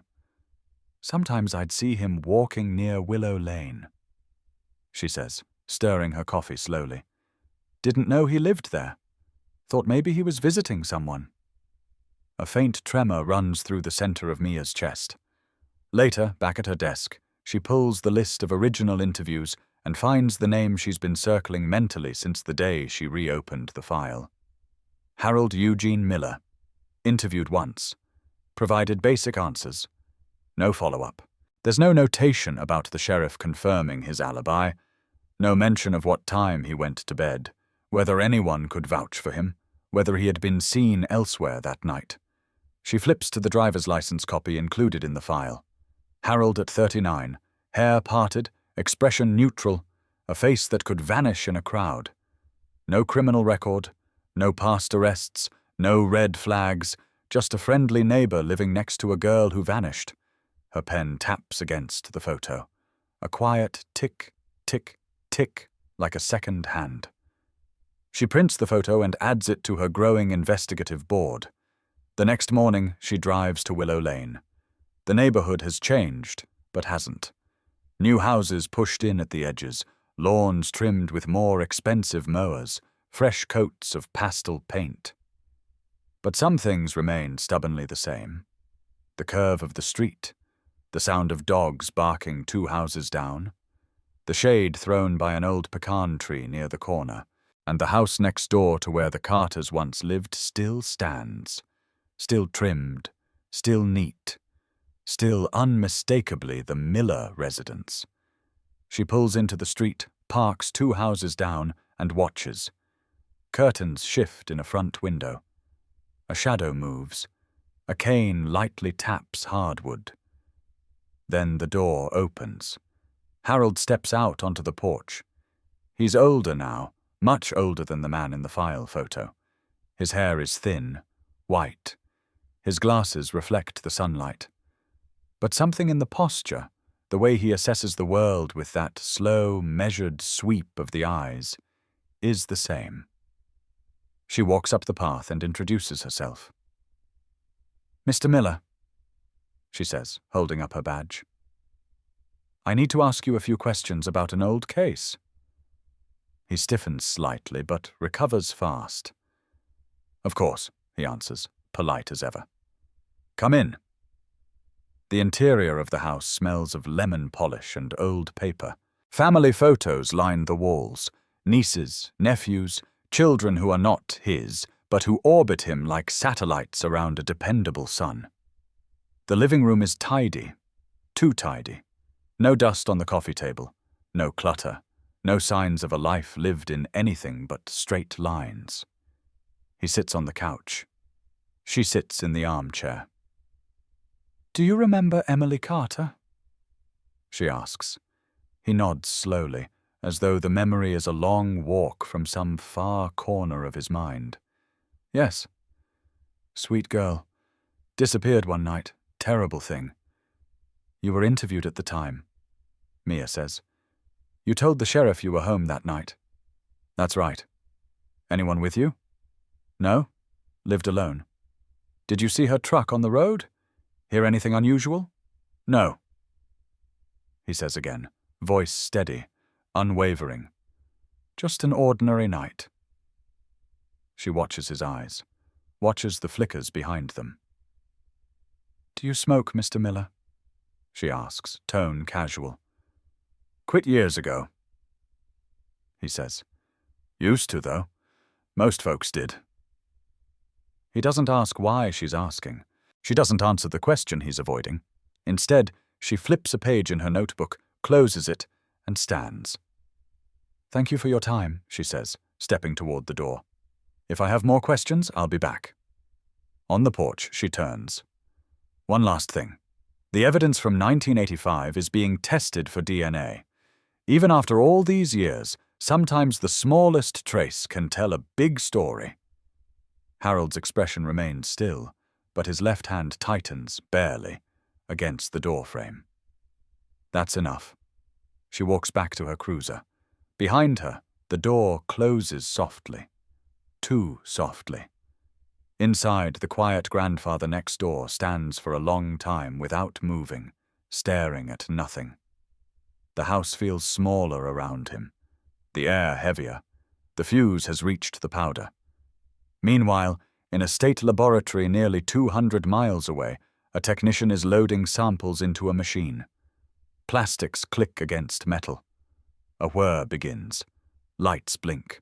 A profile starts to form, slowly, painstakingly, irresistibly. A sequence. A match. A name. The past is no longer content to sit in a box. It is waking up, and its first breath is the whisper of a crime waiting 40 years to speak. The call comes on a Tuesday morning so ordinary it feels almost rude. The kind of morning where the coffee tastes weak, the copier jams twice before anyone has even finished their first cup, and the small-town rhythm of petty reports and traffic citations hums in the background like a tired song. Detective Maria Reyes is halfway through an incident report about a neighbor dispute over a property line when her desk phone rings, its shrill tone slicing through the monotony. She glances at the caller ID State Lab. Her pulse kicks once. "Reyes," she says, voice steady, pen still poised above the page as if nothing is happening. "Detective, this is Dr. Leonard from the Forensic Lab," the voice on the other end says. Calm, clinical, the sound of someone for whom science is routine, not revelation.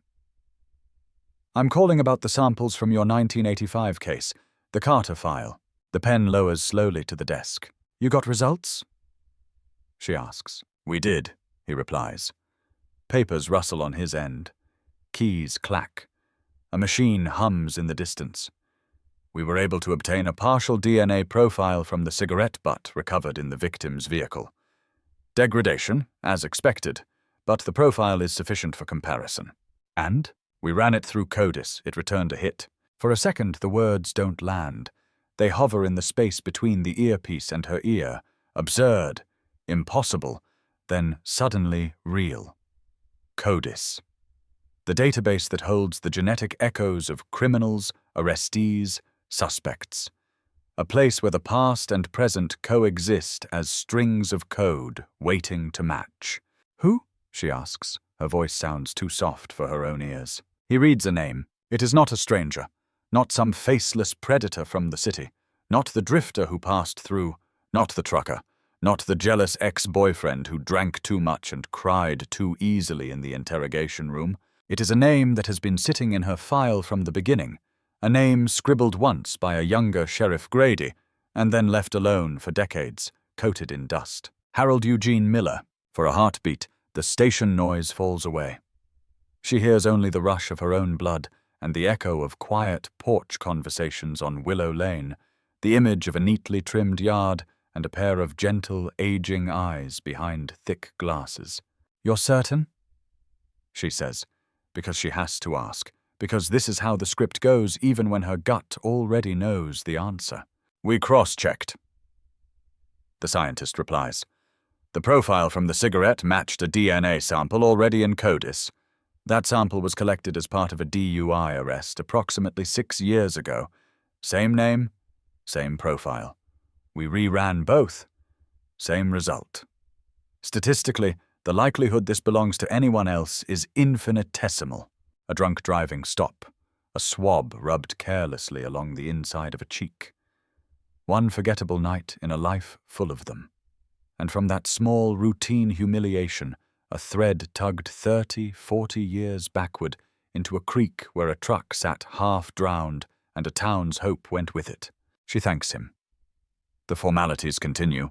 Case numbers confirmed, full report promised, email attachments on the way, but they happen on autopilot. When she hangs up the phone, the silence that follows feels heavier than any sound. On the wall above her desk, Emily's school photo watches her. The denim jacket, the open smile, the eyes that seem to be mid-laugh, mid-thought, mid-future. Mia stands. Every movement from that moment on has weight, like she's wading through water. She gathers the file, thick with years, and strides toward Sheriff Grady's office. He looks up when she enters, sees her face, and doesn't bother to ask if it's important. "Tell me," he says. She does. Name. Match. CODIS. DUI. The cigarette in the truck. The neighbor next door. His shoulders sink. The expression that flickers across his face is not surprise so much as recognition, and something darker. The realization that a mistake may have been living 3 doors down from his conscience for decades. I interviewed him, he says quietly. Talked to him like he was just another set of eyes. Wrote him off. You had nothing else back then? She replies. No reason to push harder. He lived next to her, he mutters. Right next to her. And we were all so damn sure the danger had to come from somewhere else. Guilt is a currency in cold cases. Everybody carries a pocketful. She doesn't let them linger there long. We have his DNA in her truck, she says. We have him in proximity. We have his history of hanging around the diner. We have his opportunity. We need more, but this is enough to move. They call the prosecutor. They secure a search warrant. The language of law wraps itself around the facts like barbed wire. Probable cause, reasonable suspicion, scope of search. The warrant carries the weight of 4 decades and a town's unanswered question. By late afternoon, unmarked cruisers roll toward Willow Lane. No sirens, no flashing lights, just quiet engines, tires crunching gravel. The sun sinks low, turning the street into a corridor of long shadows. Kids ride bikes along the sidewalk, popping wheelies, oblivious. A dog lies sprawled in a patch of shade, tongue lolling. Sprinklers hiss over dry grass. The world, for the moment, is completely ordinary. Mia steps out of her car and feels the heat rise off the pavement through the soles of her shoes. The warrant rests in a manila folder under her arm. The weight of the CODIS hit sits between her shoulder blades. She walks up the path to Harold's door. He is already there when she reaches it, as if he saw them coming through the lace curtain and chose to meet his fate standing up. He wears a short-sleeved button-down shirt, ironed, tucked into belted slacks. His glasses glint. His expression hovers between confusion and a politeness so practiced it almost passes for calm. "Detective," he says. "Back so soon?" His voice tries for lightness, but the edges are sharp. "We have a warrant to search your property, Mr. Miller," she says, holding out the paper. "Evidence has emerged linking you to the disappearance of Emily Carter." For the first time, his composure cracks. Not much. Just a tightening at the corners of his mouth, a narrowing of the eyes, a pulse jumping in his throat. "That was 40 years ago," he says. "You people are still chasing ghosts?" "Sometimes ghosts chase back," she answers, stepping aside as uniformed officers move past her toward the door. "Let's talk inside." He hesitates, then steps back. He doesn't fight, doesn't slam the door. He allows the tide to come in. They fan out through the house, gloves on, eyes sharp. Every drawer and cabinet becomes a possible crime scene. The neatness that once made the place feel harmless now feels like a kind of staging. Each labeled box in the bedroom closet, each meticulously folded shirt, each precisely aligned row of tools in the garage. In the hallway, family photos look down on the intrusion. Harold with children on his knee, Harold at a barbecue, Harold at church. The image of a man woven into the fabric of his community, Evidence of a life lived in plain sight. In the living room, Mia sits him in an armchair. We matched your DNA to a cigarette butt found in Emily's truck, she says. That truck was dumped in a creek. Her keys were missing. The seatbelt was undone. You told the sheriff you never saw her that night. You told him you were home asleep. He swallows, the sound loud in the quiet room. Maybe I did see her truck once, he says slowly, choosing each word as if everyone is a landmine. Back then, people parked all up and down the street. I might have leaned on it, said hello. You can't prove when that cigarette ended up there. We don't have to prove when you smoked it. She replies, we just have to prove you did. His eyes flash for a second, something hard and mean glinting beneath the mild surface. You're twisting this, he says. I've lived here my whole life. I've helped people. I've looked after this neighborhood. You're going to drag my name through the mud over one old cigarette. Upstairs, a shout echoes from one of the bedrooms. Detective, you're going to want to see this. She leaves him in the chair with an officer beside him and climbs the narrow staircase. At the end of the hall, in a guest room that looks like it's never actually hosted a guest, a uniform stands beside an open closet.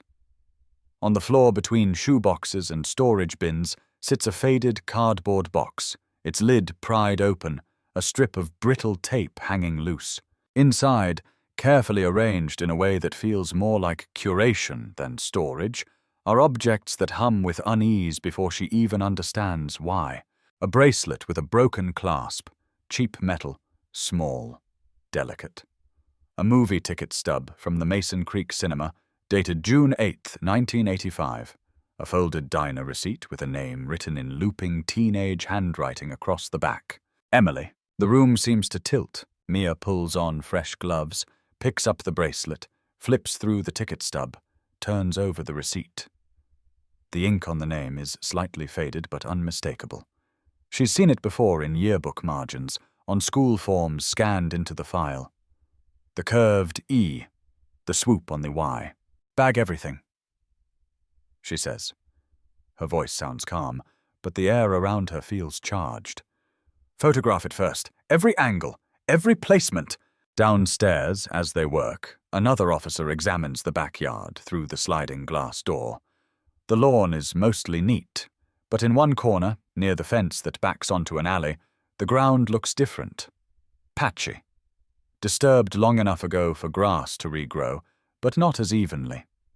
An old burn barrel sits nearby, rusted, blackened inside. Detective, the officer calls. Got something out here, too. They step into the yard. The heat wraps around them like a blanket. Flies buzz near the barrel. The soil around it is darker, more compacted. A crime scene tech kneels beside it, scraping carefully, revealing layers of ash and fragments. Burned cloth. Charred metal that might once have been buttons. A misshapen lump of half-melted plastic that looks like it could have been part of a cassette tape. Every piece is small, ambiguous, but in the context of everything else, the DNA, the proximity, the box upstairs, they form a chorus. This is no longer just a story about a cigarette in a truck. It's a story about a man who kept a souvenir box like a private shrine, who burned things he didn't want anyone to see, who lived within arm's reach of a family shattered by a disappearance and never once moved away. When Mia goes back inside, Harold is still in the chair, but his posture has changed. No more pretense of lounging. He sits straight, shoulders rigid, jaw clenched. What did you find? He asks, eyes narrowing. You people tearing apart my life for nothing. Bracelet, she answers. Ticket stub, diner receipt with Emily's name on it. Burned fabric out back. He exhales through his nose, a humorless huff. You think that proves something? He says. Kids lose things all the time. Maybe she dropped that bracelet. Maybe someone else left that receipt. Maybe I burned trash. You can't convict me on garbage. We're not convicting you today, she replies. Today, we're arresting you. She steps closer, close enough to see the fine tremor in his cheek, the way his eyes dart to the door, to the kitchen, to the backyard, as if measuring possible exits that don't exist. Harold Eugene Miller, she says, voice firm, carrying the weight of the warrant, the lab report, the ghosts. You are under arrest for the murder of Emily Carter. The words hang in the living room like smoke. For a heartbeat, he looks like he might argue. Deny. Rage. Instead, his shoulders sag a fraction. The fight goes somewhere inward. You waited too long, he mutters, almost to himself. 40 years. And now you think you can just rewrite it. Maybe, she says softly. Maybe we're not rewriting it. Maybe we're finally reading it correctly. The handcuffs click shut around his wrists with a sound every cop knows by heart. But this time it feels different. He rises slowly, escorted toward the door. As he steps out onto the porch, the world that has known him as a fixture, a comfort, a constant, watches in stunned silence. Neighbors gather on lawns and sidewalks, drawn by curiosity and instinct. Some gasp, some whisper. A small child clutches her mother's leg, eyes wide, confused. The man who waved at her every morning is being taken away like the bad guys on TV. News of the arrest spreads faster than any official press release could travel. Phones light up, text messages ping, social media posts begin to pile up, threaded with disbelief and vindication and fear. Texas and 85, cold case solved, the eventual headlines will say. Quiet grandfather next door charged with murder. But on this street, under this sinking sun, it doesn't feel solved. It feels like the ground has shifted under everyone's feet, revealing a sinkhole where they'd always assumed solid earth. In the back seat of the cruiser, Harold turns his head just enough to look through the rear window at the two houses side by side, his and the Carters. One a crime scene, one a permanent absence. For the first time in 40 years, the distance between them is measured not in feet, but in the thin, fragile line between what people thought they knew and what they're only beginning to learn. And somewhere, on a shelf in the evidence room, the box labeled Carter, Emily, 0685, seems to breathe.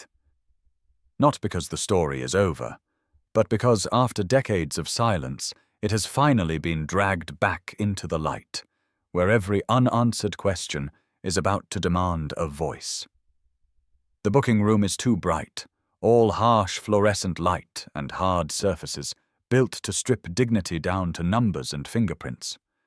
Harold sits on a metal bench, hands still cuffed in front of him, watching ink stain the grooves of his fingers as an officer rolls each one to a card. He doesn't resist. He doesn't speak. He just stares at the black smudges like they belong to someone else. The camera flashes for his mugshot. Once. Twice. On the screen, his face appears, lined, pale, older than the man in the driver's license photo in the Carter file, but unmistakably the same. The quiet grandfather next door, captured now with a booking ID beneath his chin instead of a church name tag. Somewhere between the fingerprint station and the holding cell, the news breaks. Phones buzz in pockets. A local reporter posts the first breathless update online. Arrest made in 1985 Mason Creek cold case. By the time Harold's belt and shoelaces are removed and catalogued, the headline has a name attached. By the time the cell door clanks shut behind him, the phrasing has sharpened into the kind of sentence that draws eyes and clicks. Quiet grandfather, next door charged with murder in Texas, 1985, cold case. In her office, Mia watches the crawl at the bottom of a muted TV. They use a file photo of Harold from the church website, smiling in front of a Christmas tree, red sweater bright, eyes kind.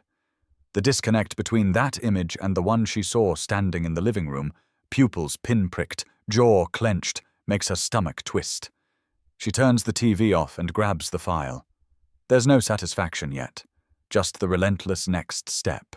The interrogation room is the opposite of the booking area, dim, contained, painted in colors chosen to be neither warm nor cold. A table bolted to the floor. 2 chairs. A camera in the corner with a tiny red light blinking its unblinking gaze. The walls seem to lean in, as if hungry for confession. Harold sits on one side of the table, his hands cuffed to a metal loop, posture straight. The neatness that defined his house clings to him here. Shirt still tucked, hair combed, glasses adjusted exactly on the bridge of his nose. Only his eyes betray him. They flick to the camera, to the door, to Mia's notebook as she enters and takes the seat across from him. For a long moment, neither of them speaks. The air hums with the distant sounds of the station, phones ringing, printers whirring, a muffled laugh from somewhere down the hall. Inside this room, time feels pinned, held in place. "Would you like anything?" Mia asks. "Water? Coffee?" He gives a small, dismissive shake of his head. "I'd like to go home," he says. "But I'm guessing that's not on the menu." "Not today," she replies. She places the file on the table and opens it. On top is the lab report, clipped neatly, the name Harold Eugene Miller, stark in black ink above lines of statistics and genetic markers. Below that, photographs from the search, the bracelet in the evidence tray, the diner receipt with Emily's name, the burned scraps from the backyard. She lays out the cigarette photo first.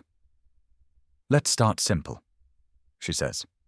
"This is a cigarette butt recovered from the driver's side of Emily Carter's truck. The truck that was dumped in a creek the night she disappeared." He glances at the photo, then looks back at her. His expression doesn't change. "You already told me that," he says. "CODIS, DNA, all your fancy lab magic. I heard the speech. The magic, as you call it, matched the DNA from that cigarette to you," she says, "to a sample taken after your DUI arrest. The lab is confident. So am I." "Confident doesn't mean right," he replies. His voice stays calm, but an edge creeps in. Maybe the sample got contaminated. Maybe somebody mishandled something 30, 40 years ago. Maybe you want so badly for it to be me that you've stopped asking if it makes sense. She leans in slightly. "All right, let's talk about sense. You lived next door to a 17-year-old girl who vanished. You frequented the diner where she worked. You smoked back then. You admitted as much. Your DNA ends up inside her truck, which someone drove or pushed into a creek to hide it. Then, in your house, we find a bracelet her mother says belonged to her, a receipt with her name written on it, and burned cloth in your yard. Explain that to me." He shifts, the metal cuff scraping softly against the table. "Kids leave things everywhere," he says. "Maybe she dropped that bracelet in my yard. Maybe that receipt blew over from their trash. Maybe I offered her a cigarette once and she took it, or I leaned against her truck with one in my hand. You've built a story. Doesn't mean it's true." The denial is expected. The plausibility of each individual excuse is what makes it insidious. Each piece, taken alone, could be noise. It's the pattern that screams. "You never told the original investigators that you smoked near her truck," she says. "You never mentioned any casual interactions. You said you didn't see her that night. I didn't know every little thing I did in that time period would be put under a microscope 40 years later," he shoots back. "If I knew that, maybe I would have kept notes for you." His voice is rising, a crack forming in the polite veneer. "Why did you keep her bracelet?" Mia asks, her tone unchanged. "Why put it in a box with a ticket stub and a diner receipt and store it in your closet?" He stares at her in silence. The seconds stretch. "You didn't throw it away," she continues quietly. "You didn't leave it somewhere it could be found. You kept it." Finally, he speaks, each word slow, as if he's pulling it out of something stuck in his throat. "Maybe I thought I'd give it back," he says. "Maybe after she disappeared, it felt wrong. Like evidence, like something that would make me look bad. Maybe I panicked and just put it away." "If you were worried about looking bad," Mia says, "it's because somewhere inside you already knew you were connected to what happened. That's not normal, Mr. Miller. Most people who find a bracelet in their yard bring it next door. His knuckles whiten around the chain. You want me to say I killed her, he says. You want the monster. The headline, Grandfather next door is a killer.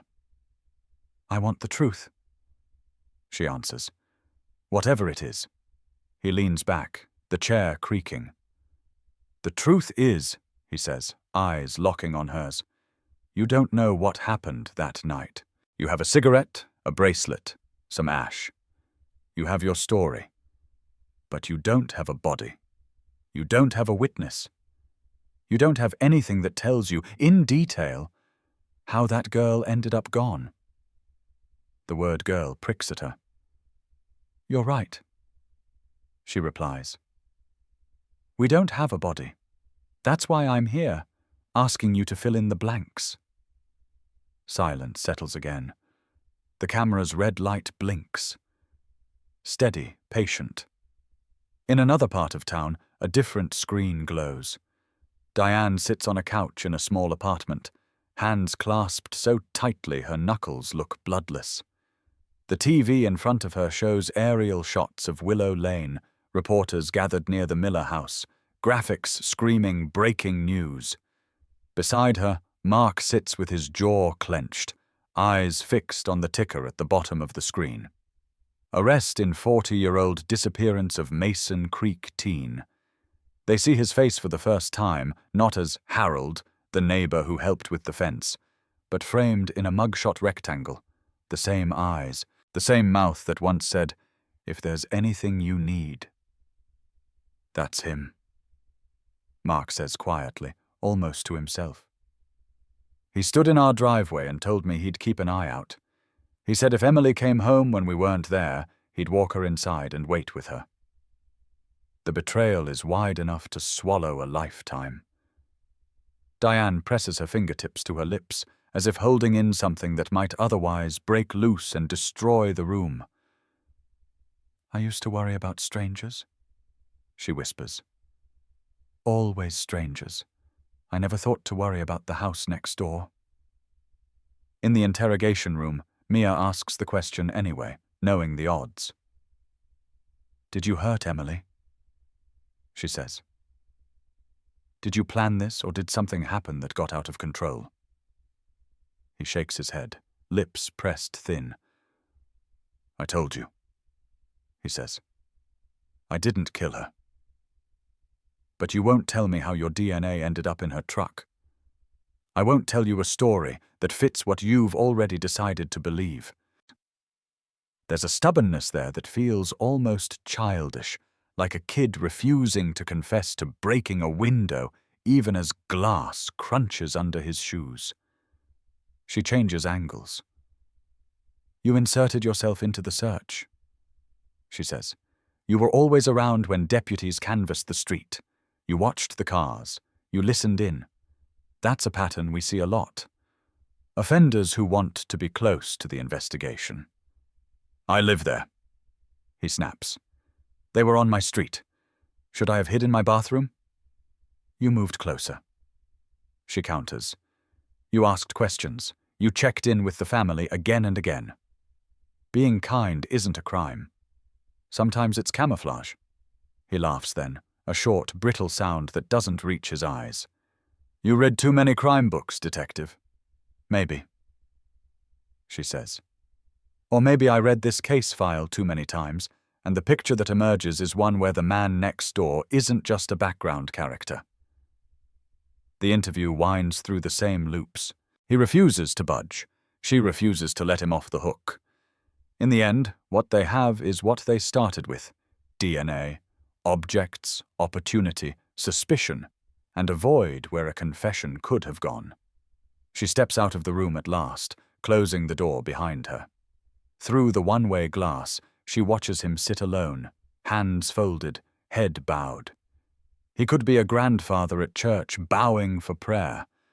He could be anyone. The prosecutor meets her in the hallway. Is he giving you anything? He asks. Nothing we can put in quotes, she says, but enough to tell me we're on the right path. We'll file formal charges, he replies. Murder, evidence tampering. Maybe we don't have a body, but juries love DNA. And they're going to love that souvenir box even more. He's going to say it's circumstantial, she says. He's going to say we're building a story on trash. Then we tell the better story, the prosecutor answers. The one that actually fits the facts. Stories. That's the currency of a trial. The prosecution's story versus the defense's, wrapped around the skeleton of science and procedure. Outside the station, cameras await the first official statement. When Sheriff Grady steps up to the podium, flashes pop, microphones thrust forward.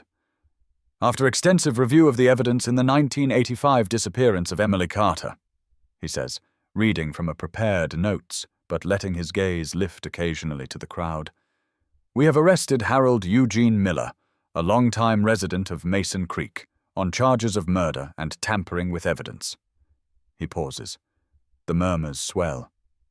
We believe, he continues, that the advances in forensic science have allowed us to connect Mr. Miller to evidence recovered from Miss Carter's vehicle. This investigation is ongoing, and we urge anyone with additional information, no matter how old, to come forward. Reporters shout questions. Did you know Mr. Miller personally? Why did it take 40 years to make an arrest? Is this case finally solved? The last question hangs in the thick evening air. An arrest is a step toward justice, the sheriff says carefully. But until a jury hears the evidence and reaches a verdict, and until we find Emily, I won't use the word solved. With that, the conference ends. Cameras cut. Satellite trucks whir back into idle. On Willow Lane, yellow tape flutters around the Miller house.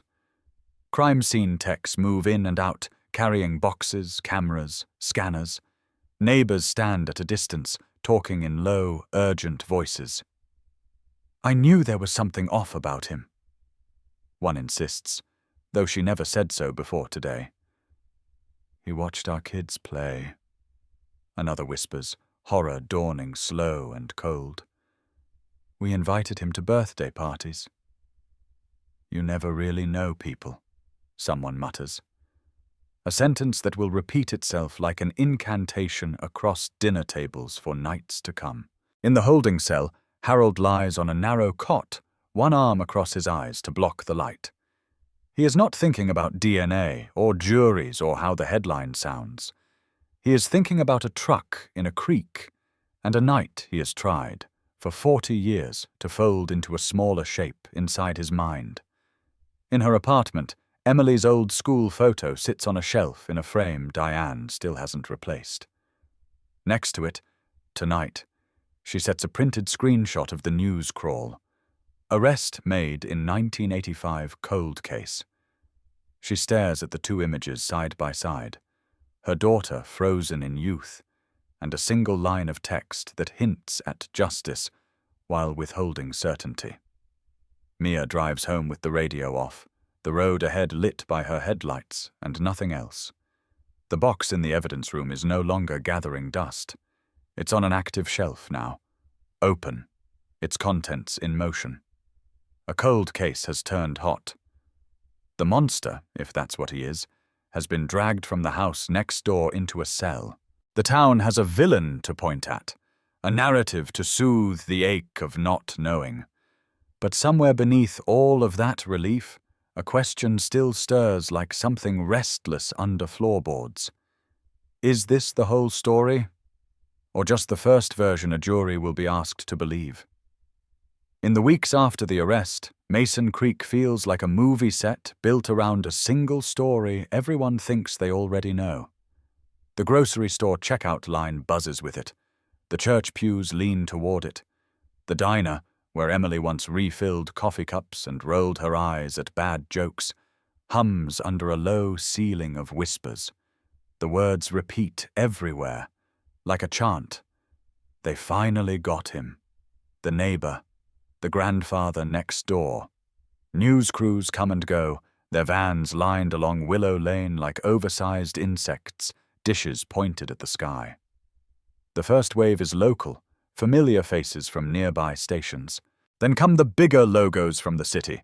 Then the national true crime shows with hosts who speak in practiced grave tones and love phrases like small town and dark secret and haunting cold case finally cracked. They play the footage on loop, the green Chevy being pulled from the creek in grainy archive clips, the faded Polaroid of Emily in her denim jacket, the mugshot of Harold looking into the camera like he's staring down the barrel of time itself. Headlines stack up, competing for the most dramatic phrasing. Texas cold case breakthrough. DNA ends 40-year mystery. Grandfather next door double life. It's simple. It's clean. It's wrong. Or at least incomplete. But simplicity sells. In the district attorney's office, there is no simplicity. Just stacks of paper and late nights and the dull ache of trying to prepare a case that spans decades. Folders litter the conference table. On the whiteboard at the front of the room, a rough timeline spans from June 14, 1985 to the present. Arrows, dates, locations, names. The DA, a man named Bowen with a voice that can sound warm or lethal depending on the jury he's facing, stands with his arms crossed, reading the board as if expecting it to rearrange into something easier. "We've got DNA placing him in the truck," he says, ticking the points off on his fingers. "We've got the souvenir box. We've got burned fabric. We've got his proximity, his access, his presence at the diner, his role in the neighborhood. We can build a narrative." "Yes," Mia answers, "but they're going to call it circumstantial. Every piece. They'll say contamination, innocent transfer, misinterpretation. The defense is going to tear into the chain of custody from the 80s. He nods. He already knows. There is a file opened in front of him labeled Defense Anticipated Strategy, where phrases like degraded sample, memory unreliability, and no body are underlined in red. "Juries love DNA," he says, "but juries also love stories. We give them both. We show them the science and then paint the picture of who this man is and how he lived next door to a girl who vanished." Mia looks at the Polaroid tacked to the corner of the whiteboard. Emily, forever 17. It's easy to forget she was a person, and not just a symbol. A girl who played with her pen cap during math class. A girl who wore mismatched socks under her waitress uniform because only she knew they were there. "Her parents will testify," Bowen adds. "They'll talk about him, what he did, how he acted afterward. The proximity will land with the jury. People fear strangers, but what terrifies them more is the idea that the danger is in their own cul-de-sac." "And if he gets up there and plays the harmless old man?" she asks. "If he cries, if he talks about coaching ball games and helping neighbors, and suddenly the jury sees a victim instead of a predator?" "Then we remind them there's a girl who never came home," he says. "We remind them of the bracelet in his box. We remind them of the cigarette he smoked in her truck, the truck that just happened to end up in a creek." He taps the lab report with one finger. "This is our spine," he says. "Everything else is muscle. We can't let them break the spine." On the other side of town, in a private office that smells faintly of leather and old books, a defense attorney named Caroline Fisk reads the same report and smiles a little.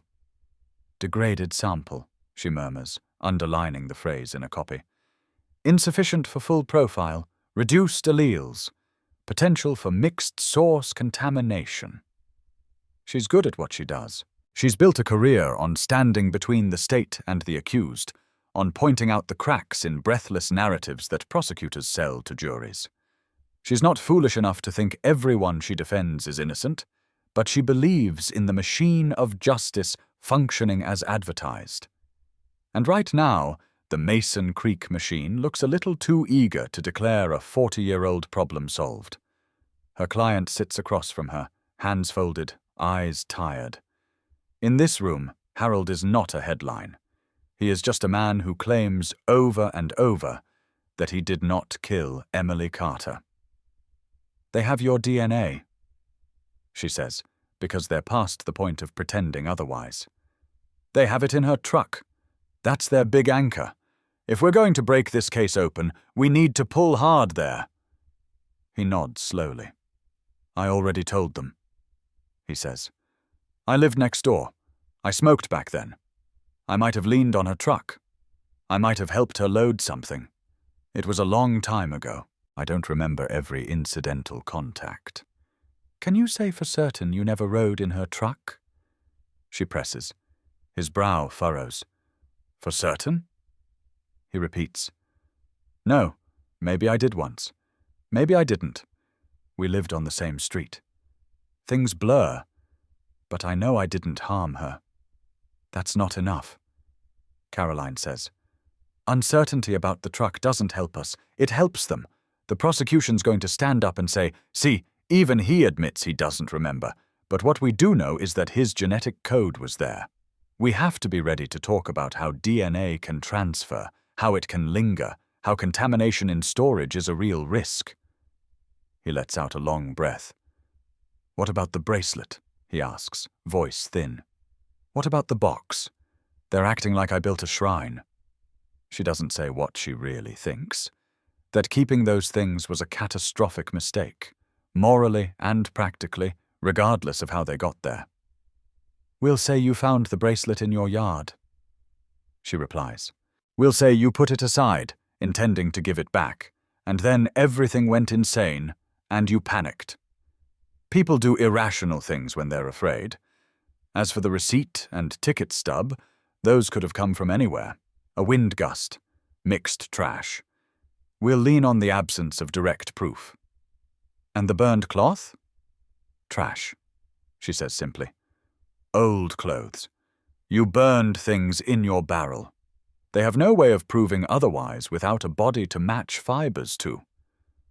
The word hangs there. Body. A hollow, missing note in the song of this case. There is no cause of death, she reminds him. No medical examiner testimony, no crime scene reconstruction that shows exactly what was done, when, or by whom. They're asking a jury to fill in those blanks with their imagination. That can cut both ways. He looks at her, and for the first time, something like desperation peeks through the stiff calm. Do you believe me? He asks.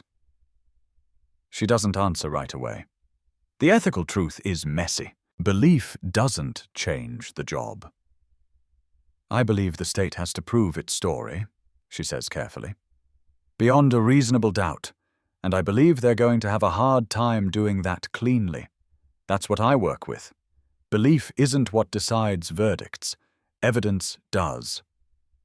Across counties, across state lines, the story catches fire in a different way. A popular true crime podcast devotes an episode to the case, using eerie music under the host's slow, dramatic narration. Message boards light up with theories, maps, armchair analyses of the route from the bonfire to Willow Lane. One camp says it's obvious.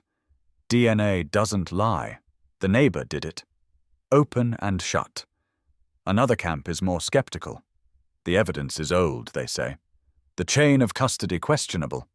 The coincidence of a neighbor's DNA in a neighbor's truck doesn't feel like a miracle of forensics. It feels like statistics. Some dig deeper into old records and newspaper clippings. They unearth the lead about the drifter from 1986, the one whose file note went nowhere. They point to violent offenses he committed later in another state. What if it wasn't Harold at all? One commenter writes.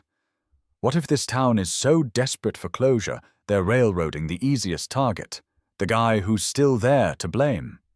The word railroading makes its way into op-eds and talk shows.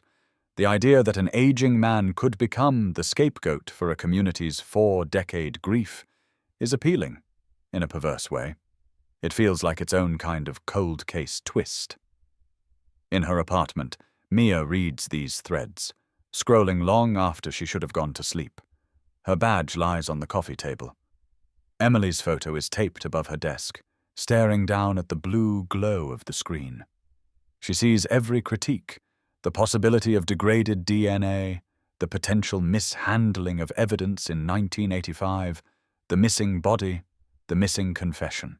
She feels the weight of them because she's thought some of the same things herself in the quiet hours when the station is empty and the hum of the vending machine